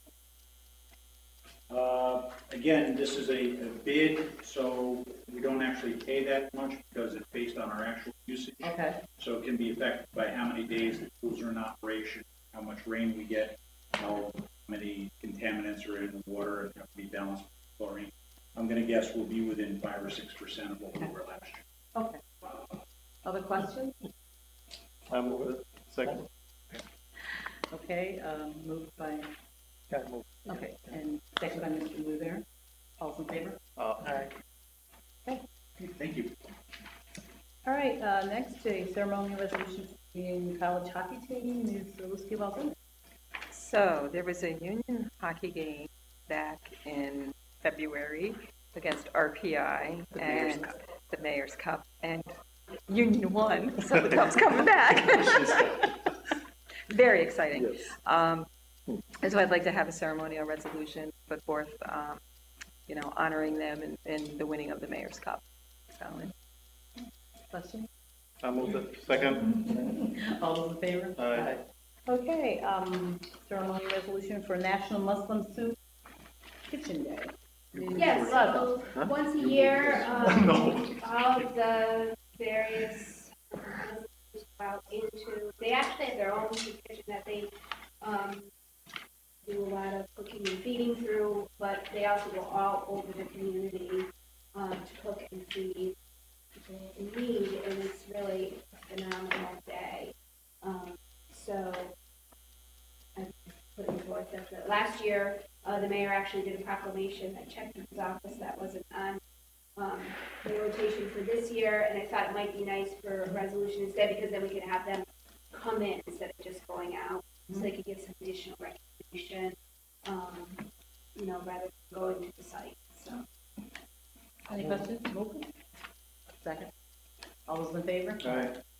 Okay, Earth Day, Mr. Moody-Baron? Yep. A resolution to recognize this very important day in Schenectady. Very straightforward. Need a second.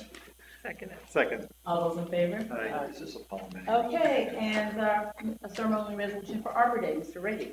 Yeah, Betsy Henry promised she's gonna have people there to accept it this year. so Okay, this helps them get funding, and so it's important for them to have that, so they do a lot of good work at the center. So. retreat. Retreat? Retreat. Okay, so for retreat to be able to get the funding, they would. Yeah, it helps them get funding. They have this ceremony resident. And she promised she'd have people there at this time. Oh, okay, fair enough. If she doesn't, we'll not plant any trees. No more trees. Entertain a motion. So, I'll second it. All those in favor? Aye. Okay, Grout Park Cricket, Mr. Howard is not here, so Mr. Feltz and I will take this. Okay, there's been a lot of discussion regarding Grout Park Cricket. As you know, in terms of background, we've had meetings, we've had the groups come together in an effort to just get the most maximum use of the field, whether it be in Central Park or wherever cricket's being played. It says Grout Park here, but there is some cricket being played in Central Park. So the ultimate goal was to just have as many teams as possible, leagues as possible, to be able to play comfortably within the city. Okay? So what we came up with is there's really not much of a challenge on Grout Park on a Saturday, because we only had actually one league, I have to get it right, league that wanted to use it on a Saturday. I think that there were some other, may want to use it for Guyana Day. But in terms of overall, there was just one league that would come forth and said, I'd like to use it on Saturday. Sunday became more of a challenge because there were two leagues that came forward to say, we would like to use it. I spoke with both leagues, and they have both agreed that they are willing to, there's grounds, let me just clarify, there's grounds in Central Park as well as there's grounds in Grout Park. And both leagues like both grounds. So, but we did come to a consensus where they were willing to be able to alternate use of the grounds, in terms of playing. So it wouldn't be that we would say to one league, you must only play in Grout Park all the time, all of your games. But they would be able to play in Grout Park as well as Central Park, and they would be willing to alternate. So that is that's what's before us at this point. We could probably talk more about how it works in terms of pulling permits, et cetera, and so on, if we want to, have that discussion. I understand that there is some concern about the alternate for the two leagues, so if someone has concern about that? I just have a clarifying question. When you say they're alternating, does it mean that one week they wouldn't be able to play? No, what it means is that this week they would play in Grout Park, and the next week they would be in Central Park, and the one that was in Central Park would then be over Grout Park. So there would never be a week where saying you just can't play. No. And both of those leagues were amenable to that? Yes. Mr. Palomani. Which leagues are they? There's Schenectady Softball Cricket is one league. And who runs that? That's run by Omkar Singh. And the other one is Premier. And who runs that? Well, I know that Law is part of it, but what's the other gentleman's name that? Albert Morris. Albert Morris is the one. I think he's really actually in charge of it. Yes. So the Schenectady Softball Cricket, correct me if I'm wrong, isn't that the group that we've had numerous problems with at the Mount Pleasant Fields? Where, is it Patty Smith, is that her name? Patricia Smith? Yes, the Mount Pleasant, president of Mount Pleasant. Came videos and showed us reports of problems, and I believe even one of our county legislators were there. And there was no result to anything, and it went on for several weeks. And also, correct me if I'm wrong, isn't this the same group that was kicked out of Central Park originally years ago? I'm going back, maybe 5 or 6 years? 2 years. It was 2 years? Because of loud music, problems, urinating. So why are we going to accommodate this group to go alternate Central Park, where Central Park has been in very good shape, I think, for the last couple of years? Well, I just think that's unfair, completely unfair. Well, the other group, first of all, is okay with alternating, so it's not unfair to them. So I just want to put that right out there. The Premier Cricket League is okay with it? Yes, absolutely. No, we did not. Yes, that is what Lal told me. No, I said no. Cool. That's not. Up to this afternoon, I said no. Oh, boy. Well, that is what, the information that you, when you talked to Junior, is what he said that you had said that. Well, So, I told you, no, you wouldn't do that. So I don't know where that comes from. I was sitting outside and I spoke to this thing and I said, no, you're not doing that. well, that's not what the information that was given to me. So, By the person that, you didn't call me directly. The information was sent to me by someone else that you called, to have them call me. Carl's got a question. Yes. Well, so I discussed this with Mayor McCarthy briefly earlier today, and obviously I don't know what the discussions you had, but my understanding of what was going to be discussed today by the council was just call for a public hearing to amend the code, change the fee for cricket in the park, as well as some other fees to be set by resolution, because there was a discussion internally about, given the length of the cricket game and the amount of space that they use, making sure that the fee that gets charged is first set out in the code and then fair compared to the other fees. And I believe what Jeremy Howard, David Frank, and some others had discussed was $75. Well, David sent me information today, and it goes beyond what you're saying, and there's a question about opening, which was the field assignment. So, and it also says that you're briefed on everything. So, apparently, we need to have all parties in the room. Well, I can tell you, in terms of the field assignments, from speaking with Jeremy Howard today.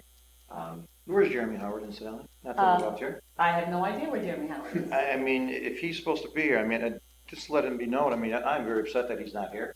And I don't know how the rest of the council members are, but I think we've had so many numerous meetings, and he hasn't been here for any of these. And I think as a department head or whatever his title is, he ought to be here. I have to agree with that. My case is done, so. But what I can tell you in terms of where he's at with the schedule for cricket, he said that he's received complete applications for permits from 2 groups and not from a third. So given that cricket, the season is starting up soon, he is scheduled, those 2 groups, we've got the full permit request from. One's in one park, one's in another, the places that they requested.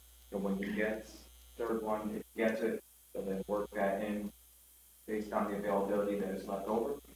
And, if there's a different procedure next year, then, there'll be different procedure followed next year, but that's kind of what is said at this point this year. Well, I think that we need definitely Mr. Howard to be here because that is not how I understood this was. Yes, Mr. Do we know which 2 groups have applied? you talked about the softball, cricket. No, cricket. There's 2 leagues. I don't know off the top of my head. I know one of them was exclusively in Grout Park, another one was Wilkinsboro Central Park. So that would be Capital District that was exclusively in Rock Park, right? Correct. Capital District. Yes. Just, my concern is this, okay, so if we have a group that we've had some challenges with, and right now they're playing wherever they want, which is Mount Pleasant, why wouldn't we try to find them a space that the city can control, right? A space that the city, we talked about, safety deposits, security deposits, cleanup and all that. Why wouldn't we accommodate so that we could have more control? So it's not a quality of life issue for the neighborhood, so it's not, ongoing, right? It doesn't seem to me that it makes any sense to just ignore that group and let them continue on the way they've been continuing on. It makes more sense to accommodate them in some way. They would be playing in Grout Park. That group. Should be Grout Park. Then it's not a neighborhood issue, right? Right. Well, I mean, it could be if they have to conduct themselves within the confine and not, conduct themselves. Like last year, we had incidents at the Mount Pleasant Middle School ground. And that's more of a if I can just follow up on that, weren't we supposed to send an invoice out to reimburse the city for the cleanup costs? That's going to come under fees. That's the next discussion. Are you talking about? No. Past tense? Past.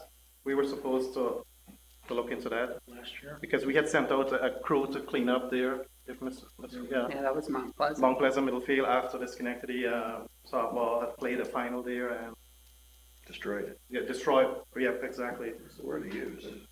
And we saw the pictures. What are you talking about? Last summer? Yes. Saw the pictures. Late. Yeah, we had the pictures. Off the top of my head, I don't know anything about last summer's invoice. Okay, can you please? That's partially school grounds though. Right. Part belongs to schools, part belongs to the city. Yeah. the city cleaned it up though. Ms. Lewis, give us on this. So, are we gonna move forward with our new pricing structure? That's With gonna a be under public, fees. That's the okay, next one. okay, all right. So can we clarify one more time? So we're going at Grout Park, the Grout Park will be used on Saturdays by the Capital District. Correct. Sundays, we're gonna put Onkar's softball team there on Sundays at Grout Park. Correct. The other group, Is what we're, what's being said. Mr. Law and and Morris have Sorry, again? they have exclusivity, Premier has exclusivity to Central Park on Saturday, or Sundays. Well, On Sundays, I don't know exclusivity, but we talked about, you want to talk about pulling Schedule. permits? yes. Yeah, so they have to still pull permits. Oh, you absolutely. know, Yeah, And all yes. that. And Okay. if someone else pulls a permit prior to them being there, it's whoever gets there first as No. well. That's, No. that is that's what Jeremy said. So we need Jeremy here. Yes. Because he said it's on a first come, first served basis. So we need Mr. Howard here to explain all of those things. But in terms of, Yes. in terms of the team that has been in the past playing exclusively in Central Park, With no problem. what he said is that they have put in their permit applications and that it's complete, and so they have been scheduled there for this upcoming season. So any changes to this system is gonna be a next year thing, not a this year thing, based on that. And that any teams that come after and finish there for, if I start as a team tomorrow, and I put in the permit application, I'll be working around the schedule there by that time. Well, again, it would be nice to hear it from Mr. Howard. Not that I'm saying you're not saying, what you're saying isn't correct, but, you know, he has all the details, he's been working on this, and he is on the agenda, so I'm not sure why he's not here. Yes. I just want to add to that. I mean, Mr. Howard has done this many years to schedule these cricket leagues to play at various parks. I don't doubt that. And, you know, he has done a good job in the past, and I think he's going to do a good job this year to schedule them and to provide necessary fields for them to play. I'm not questioning his ability, I'm just saying And that I he's think not there here are tonight. adequate fields available for both leagues to play. Central Park, Grove Park, for the softballs on Sundays, and the hardball on Saturdays. Excuse me, but I just want to clarify, I'm not questioning his job ability or what he's doing. What I'm saying is that he's not here tonight to explain that, so I just want to make sure that's clear, that's not misunderstood. So for the purpose of time, and I know these leagues are starting very soon, can I recommend, well, it's to possibly suspend this committee or whatever we do, to hold it and convene it next Monday night at 6:15 for the purpose of this discussion, to get the cricket park, get them all, and have Jeremy Howard in this building? But because you gotta move on the scheduling. The scheduling is set already though. You think it is? I what he I said. know for sure. But Ms. All right, it's already Borgio set. Okay, is then. not aware of that, right? No, I am not aware. It would be nice to be aware of that. Right. Because that's the last conversation I had. So I would like to have Mr. Howard to come, we can do it just before the council meeting, just for, so we're clear on that. Because that's not the understanding I had. I beg your pardon? I want him here, he's supposed to be here. We're going to get to the fees as soon as we get through Get him this. here. You know, what I mean, as I said, we haven't done a suspended meeting in a while, or a committee, I mean, just to reconvene. we need to move this forward. And Yeah, because And they we're gotta going- play. These So we leagues will- need We'll to just recess and We'll then recess and reconvene we'll right? reconvene on Reconvene Monday. on Monday. All right. before the meeting. And Mr. Howard has got to be here. Can I make are they playing this weekend, do we know? Well, they would like to play. Well, The permit is first of all, granted. even if we pass this today, they couldn't play this weekend because gotta we have pass to wait it. till Monday to pass it, so, Can't be passed till Monday night. right. What are we passing? The fee structure you're talking about, or you're talking No, about? that's next, we're talking about who's gonna play where, and we want to talk to Mr. Howard, what the scheduling is, and at 6:15, he can bring that here, present that to us, just so we're all clear. Because for me, there's some misunderstandings of the information that I was providing. Yes. And just speaking from the administrative side, because I've spoken with them today, and I mean, there's no reason if they're scheduled to play this weekend that they can't. Because Yeah. absent some new decision or some new rules from the council, just working under the old system with the rules and the mayor's inherent authority to manage the city, and they can set up a schedule. There are fees in place right now, so they can charge those fees, and if the fees change, then that would have to change. And if you did something on Monday, and that changed the system, that would go into effect moving forward, but there's nothing. So right they would now. pay the old fees, is that what you're saying? If they were gonna pay this weekend, yeah. Is there someone scheduled this weekend? That I do not know. You're saying yes, though, right? Are you guys saying you have games scheduled this weekend? This weekend, And does Capital, do we know if Capital has anything? They're right there. Do you have anything scheduled? From April 29th, but, yeah, April 29th, but, you know, we are kind of waiting on this, you all know how long we've been. Yes, yep. And again, not talking about any other groups, we've been, for Saturday, it's been clear for a Right. while. Maybe, you know, if you guys don't mind, really request you to do for Saturdays, and then Sunday will be a separate issue, sorry. If you don't mind, separating those two. Okay, let me just clarify, your first date is the 29th? April 29th. Okay, so our next meeting would be before that. So we wouldn't have to separate them, is what I'm saying to you. Because we're clear, it's clear that you're the only person that wants to be there on Saturday, so that's clear. And our meeting to vote on that would be before your scheduled date. And as I understand it, there's no problems unless somebody else sees their problem with that. So we would need to separate that. I see that you're trying to distance yourself from that, but there's no need to do that. But if allowed, I'm sorry, again, I'm not going back on my, but if allowed with the old structure, old rate and everything, you're allowed to rent it for this weekend. Would love to do that and we can play a game, even if it's a practice game before the actual season starts. You know, Saturday, not. Well, I would have to defer that to Mr. Howard, because he's the one who does the scheduling. That's not really our role and responsibility. So that's, we can't say that, yes, you can, no, you can't. That's really his job. So we can't say yes to that. And that's something I was, this is more we're doing here, more of an administrative function. I think this should be, correct me if I'm wrong, more of administrative function, setting schedule or telling a league where they can play.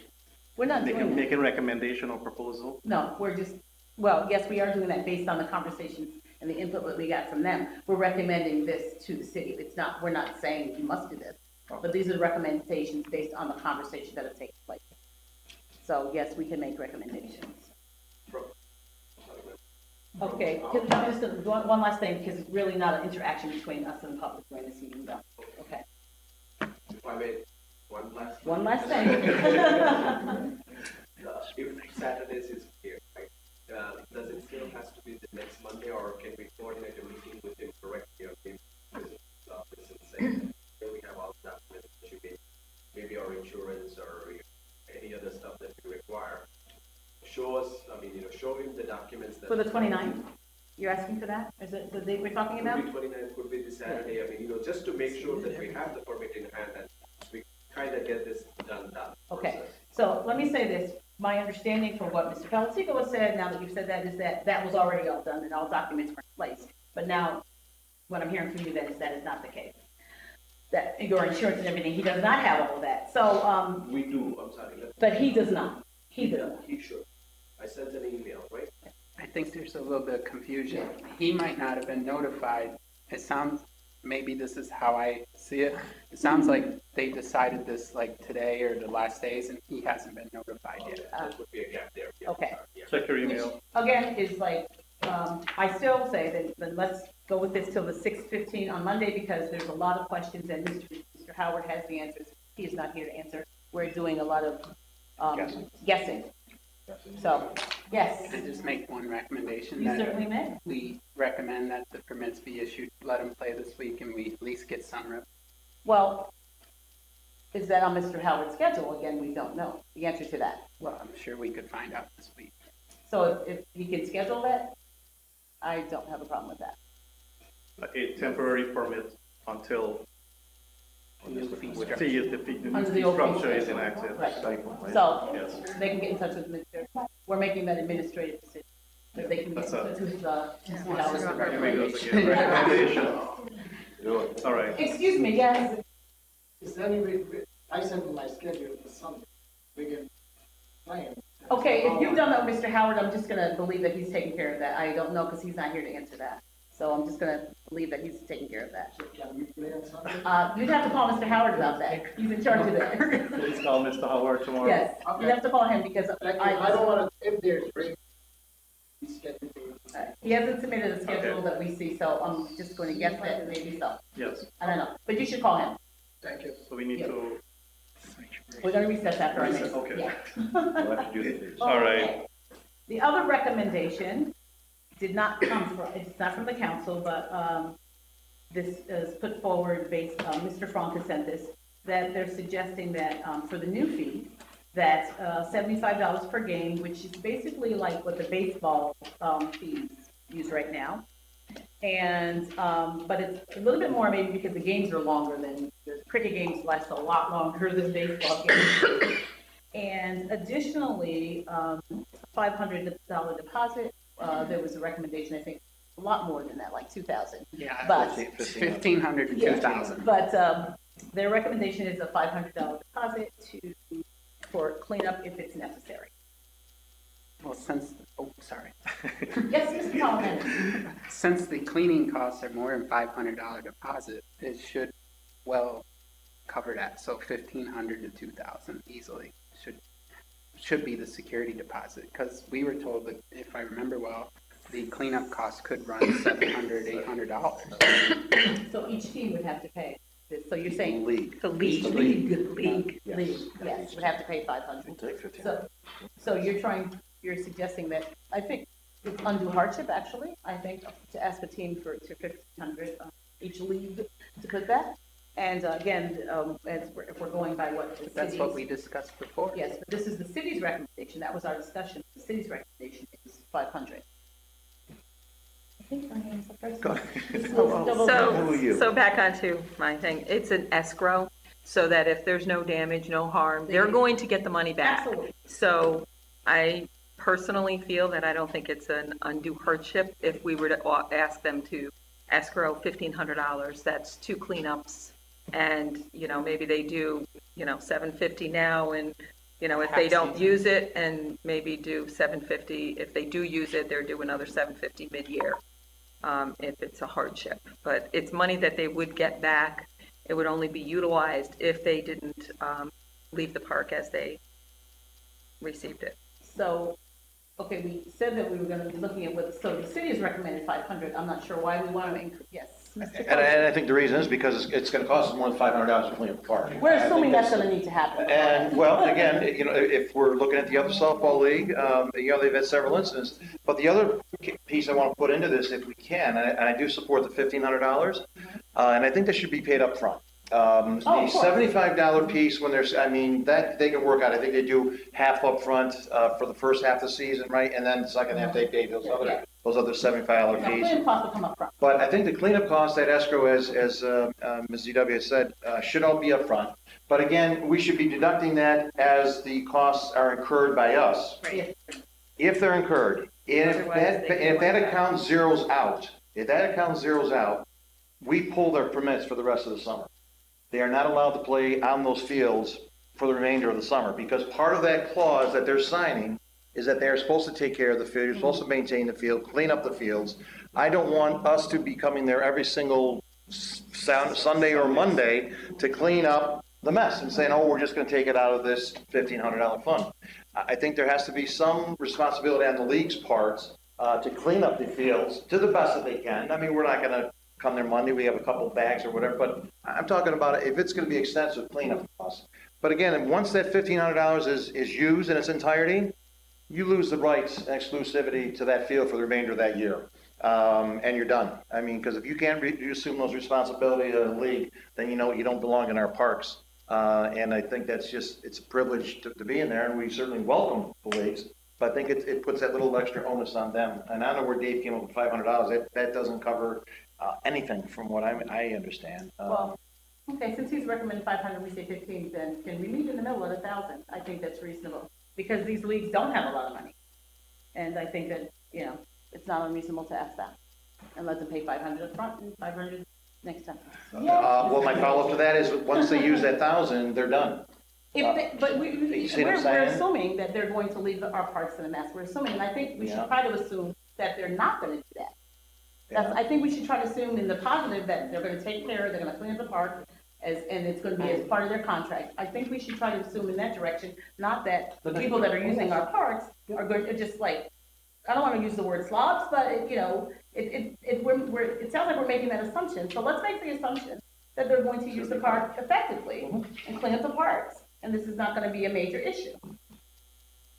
Yes, Mr. Palmetti? And the other piece I think we should think about including is if the police department are called and it's a founded complaint, to have to pay for that response.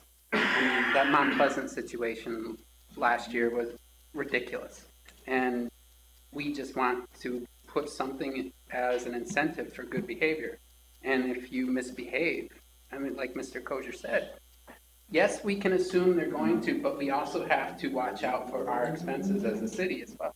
So that should, I think, be incorporated. We can't do that with the police. That's the police job. We can't incur an additional fee because the police are called. That means if they're called to your house too many times, we'll charge you a fee. Could charge, correct, Carl? And Mr. additional Valentico? One thing I just wanted, you're free to debate this as long as you want, obviously. Well, What it would be is a call for a public hearing to change the code to create this fee anyway. Right. So Right. you don't have to know the actual number today. Because it's not you're gonna pass, well, you follow through this way, it'd be setting the fees by resolution and then passing a resolution at the end of this process. We'll call for a public hearing. Ms. Barraza, you had your hand up for a very long time, sorry. Yes, call for a public hearing, the clerk just said the same thing. But my thing is, are we singling out cricket teams here? Yes. You know what I mean, like, Yes, to me, it seems like, okay, well, what if there's a, what if there's a police call at a Union College baseball game? I mean, I just find that, I don't know, it feels like shades of discrimination to me, and I'm uncomfortable with that. If we're gonna put these restrictions in place, then it should go for everyone who uses our parks, not just singling out one sport. I'm just uncomfortable with that. Yes, Mr. Valentico. That was what the proposal is from the administration side, that this would be not just for cricket, but for softball leagues, for anyone who uses fields like that, league format. They'd have to all pay that. Everybody's gonna have it's a resolution, not just for cricket, it's for everybody to use the park. Any field, any. Little League is exempt because they lease the fields from the city, so the Little Leagues do not pay this $1,500.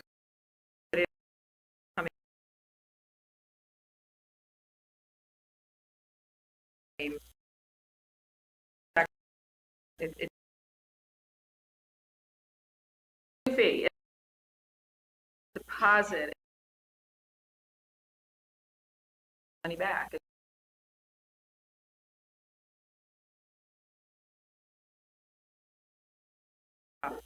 That was not,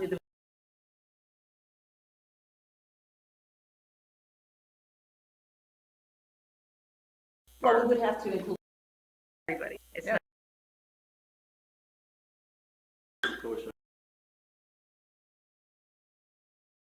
The one, the usage. It's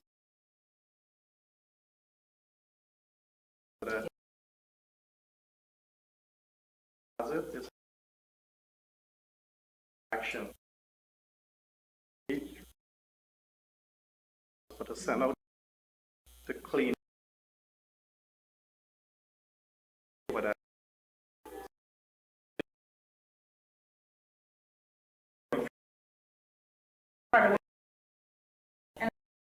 say that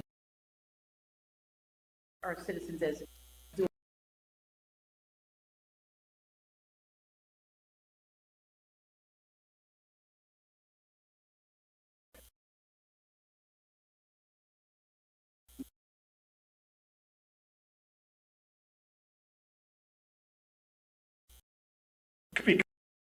Could say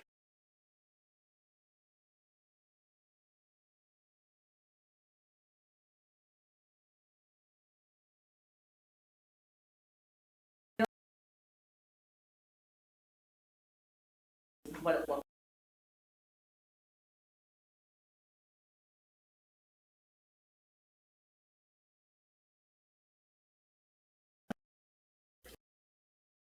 Something that says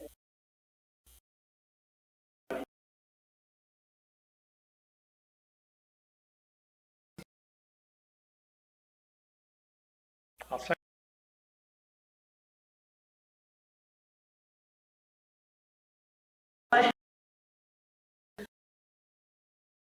And perhaps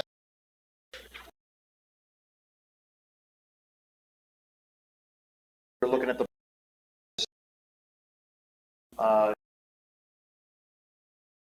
and I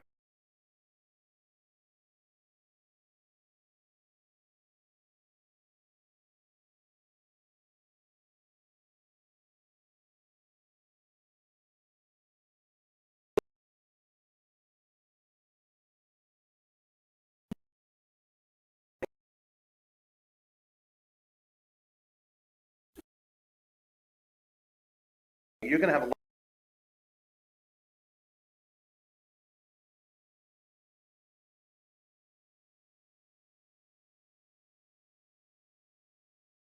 we collected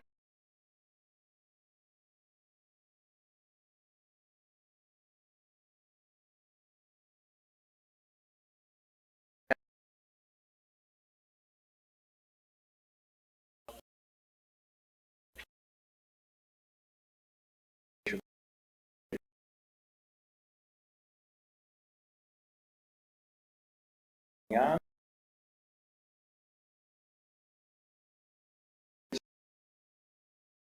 No, there was no sign on the door, there was no signage, and of course, the woman who was there, the city, because she was frustrated as well.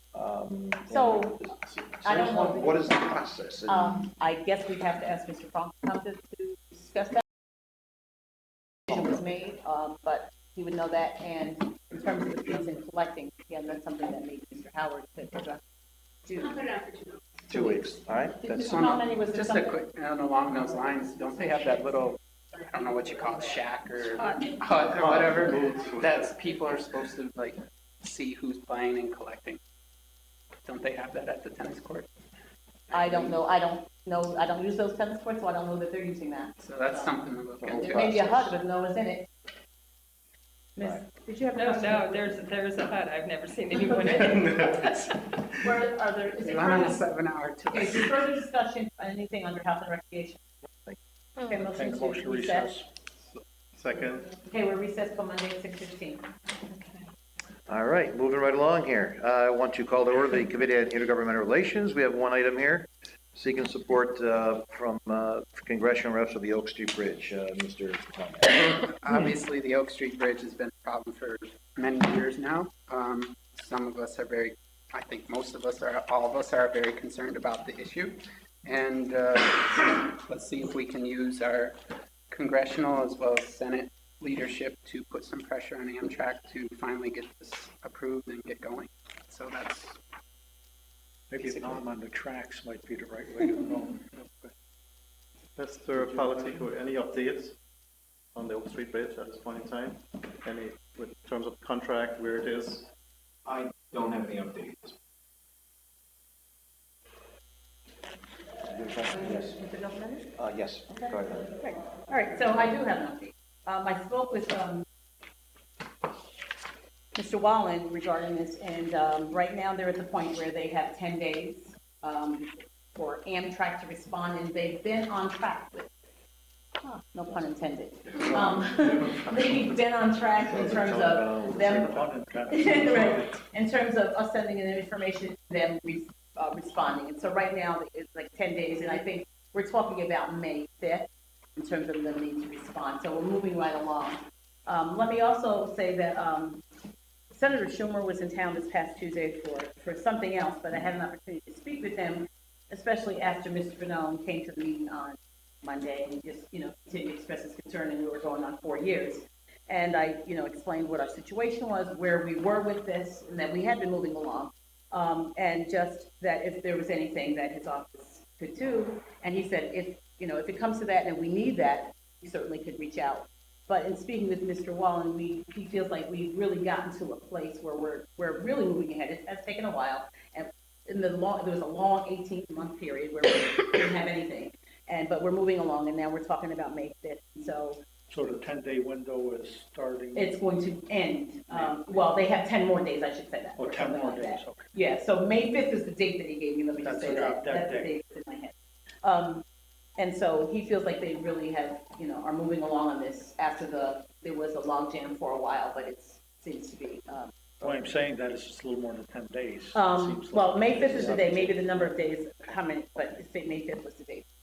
We have someone from engineering here, I don't know, I don't need to put you on the spot, but I don't know if you have any. What I'm not integrally aware of everything with the Oak Street Bridge, but Chris did inform me that we have sent them their 80% plans, they're 80% complete. We are waiting on their final comments back, and then we should be able to send out final plans. And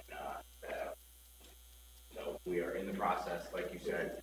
I believe May 5th does sound about right, when we're supposed to have comments back, that our consultant make those changes that they recommend, and get ready. I'm sorry, I didn't see you behind me. That's all right. Thank you.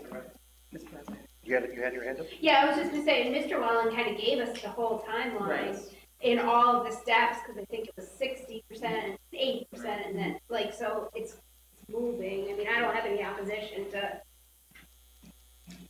Yeah. you know, but we are moving in a forward direction. I agree. And I just wanted to have a conversation with him because I didn't want to talk to Senator Schumer and not talk to Mr. Wallen about that, you know, and make him aware this is his department and he's in charge of this project. So we want to hold this for a couple weeks, just see what that May 5th deadline is, or do you want to just go ahead and do a letter, or? Along so slowly. Well, it's not gonna, but in my personal opinion, and it's just my personal opinion, it's not gonna make any difference. The system is the system is the system. However, it doesn't harm anything for us to pass a resolution saying, come on, help us here. Personally, I think you we know? move ahead and put something forward. It worked.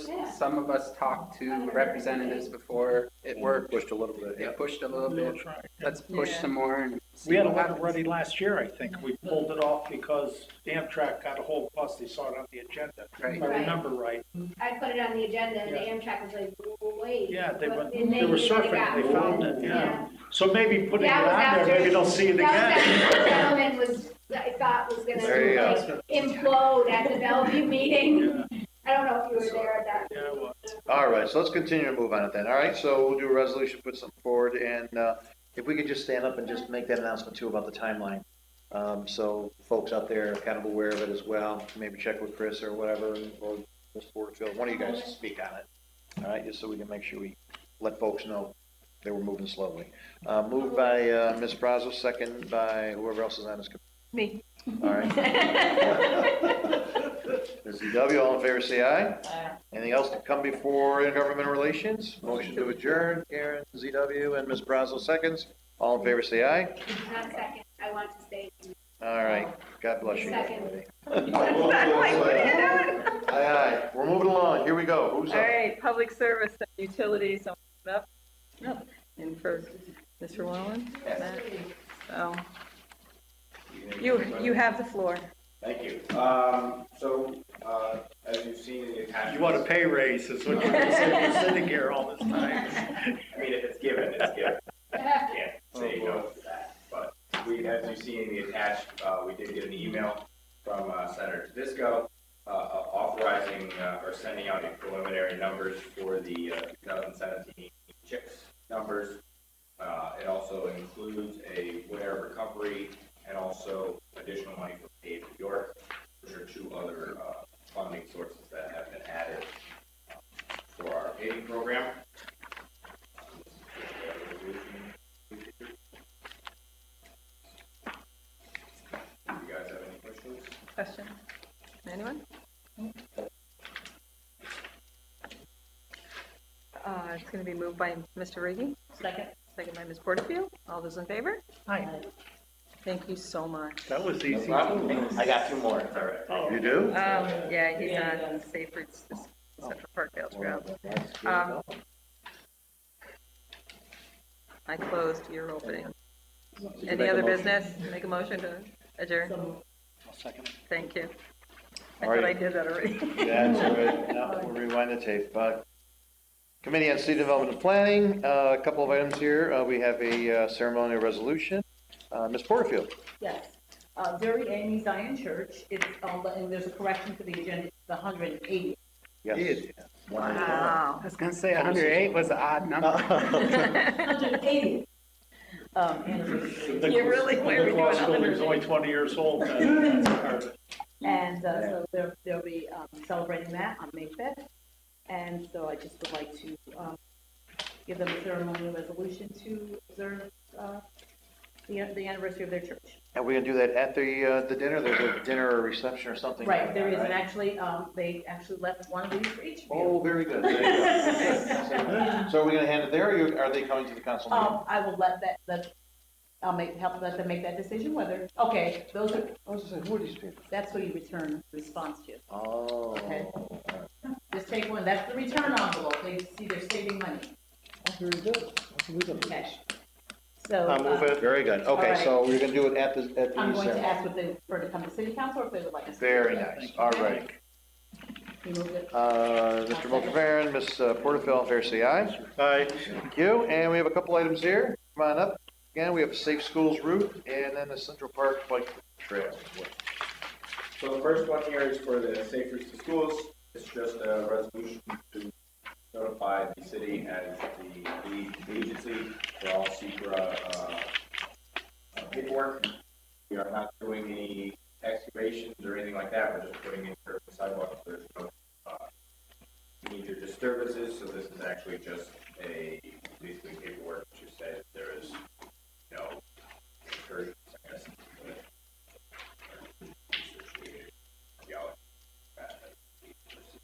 Very good. Any other questions or concerns on this? I'll move it. Second. Second, and all in favor say aye. Aye. Thank you. Central Park and the bike trail. It's basically the same thing. We're gonna just also name the city as the lead agency for that, trail project. Again, just putting in curbs and sidewalks. This one also had an archaeological study done. First time we looked at this, a couple years ago. And again, there was nothing found. So this is all sort of easy environmental stuff. It's just lead agency. Any questions, concerns? I'll move it. I'll second. All in favor say aye. Aye. Thank you. All right, thank you very much. And I think everything else is gonna be an executive session, correct? Yes. All right, so we need a motion to go in executive session. So move. Second. Barron, second, all in favor say aye. Alright. 5-minute recess. Come on back at 5 minutes. Rachel's been waiting. Oh my God. How'd you get stuck, man? How'd you get stuck with this?